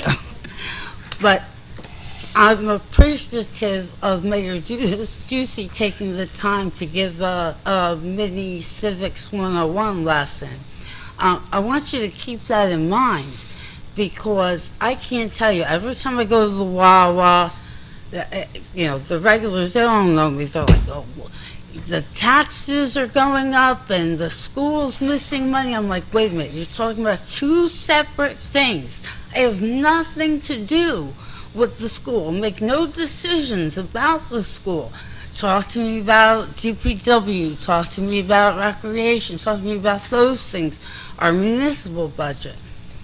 But the council that's here and our mayor, that's just not our department. However, we're willing to support you. At least I know I am. I know the mayor is. Tell us when, tell us where, and we'll be there. Okay? Have a great and happy holiday no matter what you celebrate, as long as you celebrate life. Take care. Councilwoman Diaz. Yes, thank you. I too would like to thank everybody for coming out tonight. I know in the crazy chaos of your day and the crisis that parent pickup and practice and all that stuff that Councilwoman Ponterero was talking about, it's really encouraging to see everybody here. As you probably could tell, we don't usually get this many people unless it's a reorganization, which again is January 1st, if anybody would like to attend. But I would like to just echo the sentiments of the mayor, ditto. Everything he said, totally on board, and we need to keep up the fight and keep the pressure continually. I know it's hard to pay attention to everything that's going on, and I'm lucky enough to be up here that I do know what's going on, and I do have people telling me and emailing and all of that stuff. So I'm lucky enough to have all that information, but we do have to just pay attention, and I know how hard it is, trust me, I do, with all the chaos that's going on in our life. But I am fully on board for anything that we need to do. Ms. Walrab, Ms. McNamara, Superintendent Cranston. We appreciate all of your efforts that you put out, all of the information that we get here and there. It's encouraging to really see this many people, and thank you again for coming out tonight. I just want to wish everybody a Merry Christmas, Happy Hanukkah, Good Kwanzaa, Happy New Year, all of that good stuff, and whatever else you celebrate. Merry Happy. Councilman Mumolo. Thank you. Thank you, everyone, for coming out. It's important that people come and tell us things, even though we're very aware of the flooding in Normandy Beach and very, very aware of the school funding cuts. We've been, like the mayor said, I was at the meeting with him when Christie announced that, the cuts, but we're aware of it. It's important that you come out, share your stories with us. We appreciate it. Thank you. I want to congratulate the students of the month. Keep up the good work. They do a good job. Merry Christmas, Happy Hanukkah, Happy Kwanzaa, Happy whatever holiday I may have missed. Nowadays, you have to be politically correct on saying stuff, so Happy New Year to everyone, and that's it for me. Thank you. Councilman Howard. Thank you. I was inspired by listening to the mayor this evening. This is, when back in 2012, after the storm, I did live out on the barrier island, very close to the ocean, and I met the mayor, and he inspired me, and he was the one who really got me to get more involved in the town and to understand what was going on in the town. We all have lives that are extremely busy today. I know how hard it is to keep up with what's going on. We have so much communication going on, but at the same time, I think it just goes right through in one ear and out the other.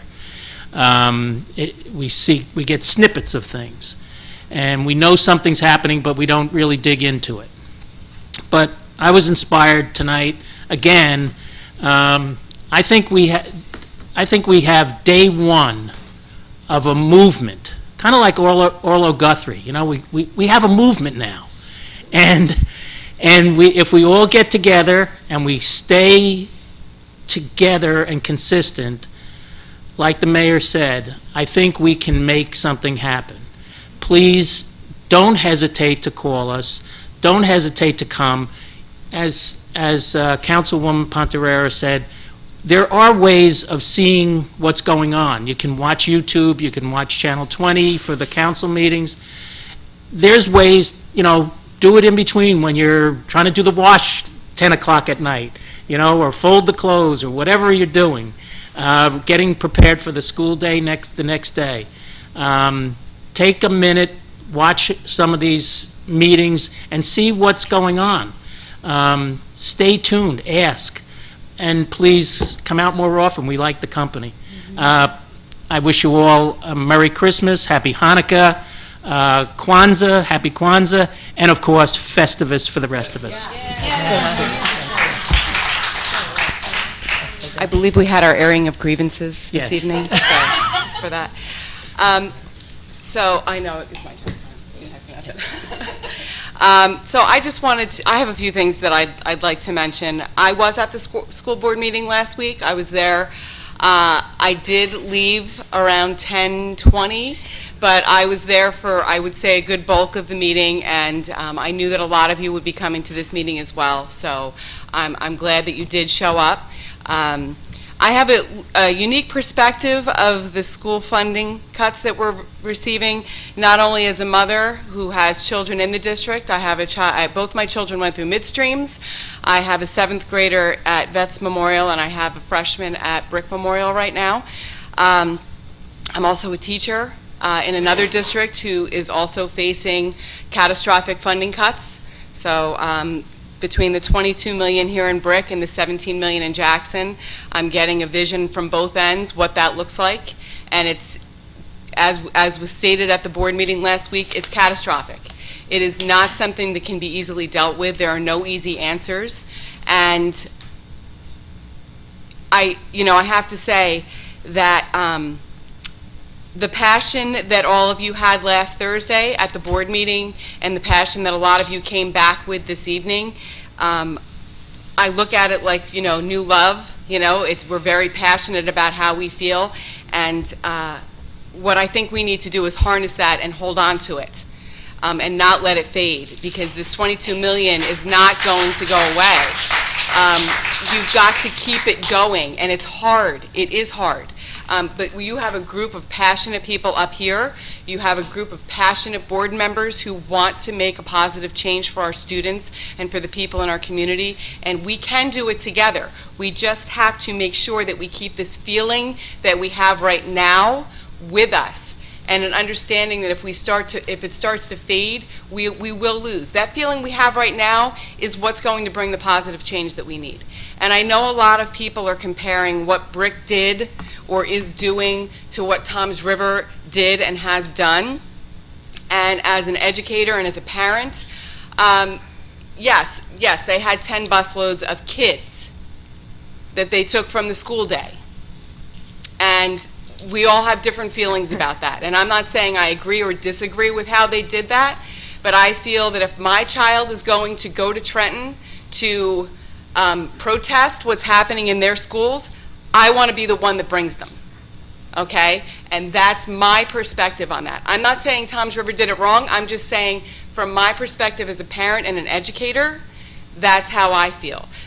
You know, we can do whatever, we can bring people together, we can bring our children there. I think it's a great civic lesson for our children and our students, absolutely, if it's done correctly. And maybe that's a path that we'll take in the future. It's very possible, but we have to make sure we do it the right way. Us coming together and loading kids on a bus and driving them, you know, to Trenton without any background, and I'm not saying Toms River did that. I don't know what they did. I'm just saying for us, I think we need to do it the right way, and maybe we will do that in the future. I know that a lot of the PTA parents have spoken and spoke last week at the board meeting, and one of the things they talked about was all of us coming together and having a meeting and having a planning meeting and how can we move forward. And of course, I would like to be a part of that. I'm sure the mayor would be interested in hearing what the plans are. And the more voices you have in the room, the more cohesive voices that come together and can come up with a plan, the better we'll be off. So, I'm sorry? January 9th. There you go. Okay. So January 9th, apparently something's planned and the information will come out. So I'd be happy to share that here on the dais as well when we have the information. And I think, you know, I applaud you for coming here. I applaud you for speaking to all of us. And, you know, we do want to be a part of this and we do want to help. So please don't think that we're standoffish or we're not interested in getting involved. We absolutely are. We're a group of people who cares very deeply about this town. We care about the students in our town, and we will be here to help and bring the community together the best that we can. And the last thing that I have to say is the mayor has a birthday coming up, so happy birthday. Yes. So, got him. So thank you very much for coming out this evening. Happy holidays to everyone, and I look forward to seeing you in the future in other capacities. Thank you. Grandpa. So I had a couple things that I wanted to say tonight, but I honestly don't think that I can say it any better than my colleagues already have, and particularly Vice President Crate. So I will just leave it at thank you all for coming out tonight. Thank you to those who spoke. Your voices are important. They're important to us. They're important to the school board. They're important to the community. They're important to your children. So thank you so very much. I'd like to wish everyone a Merry Christmas, Happy Hanukkah, and a happy, for those who we won't see at the next few meetings, Happy and Healthy New Year. Our next meeting will be on Tuesday, the 31st at 10 a.m. We have a motion to adjourn. All in favor?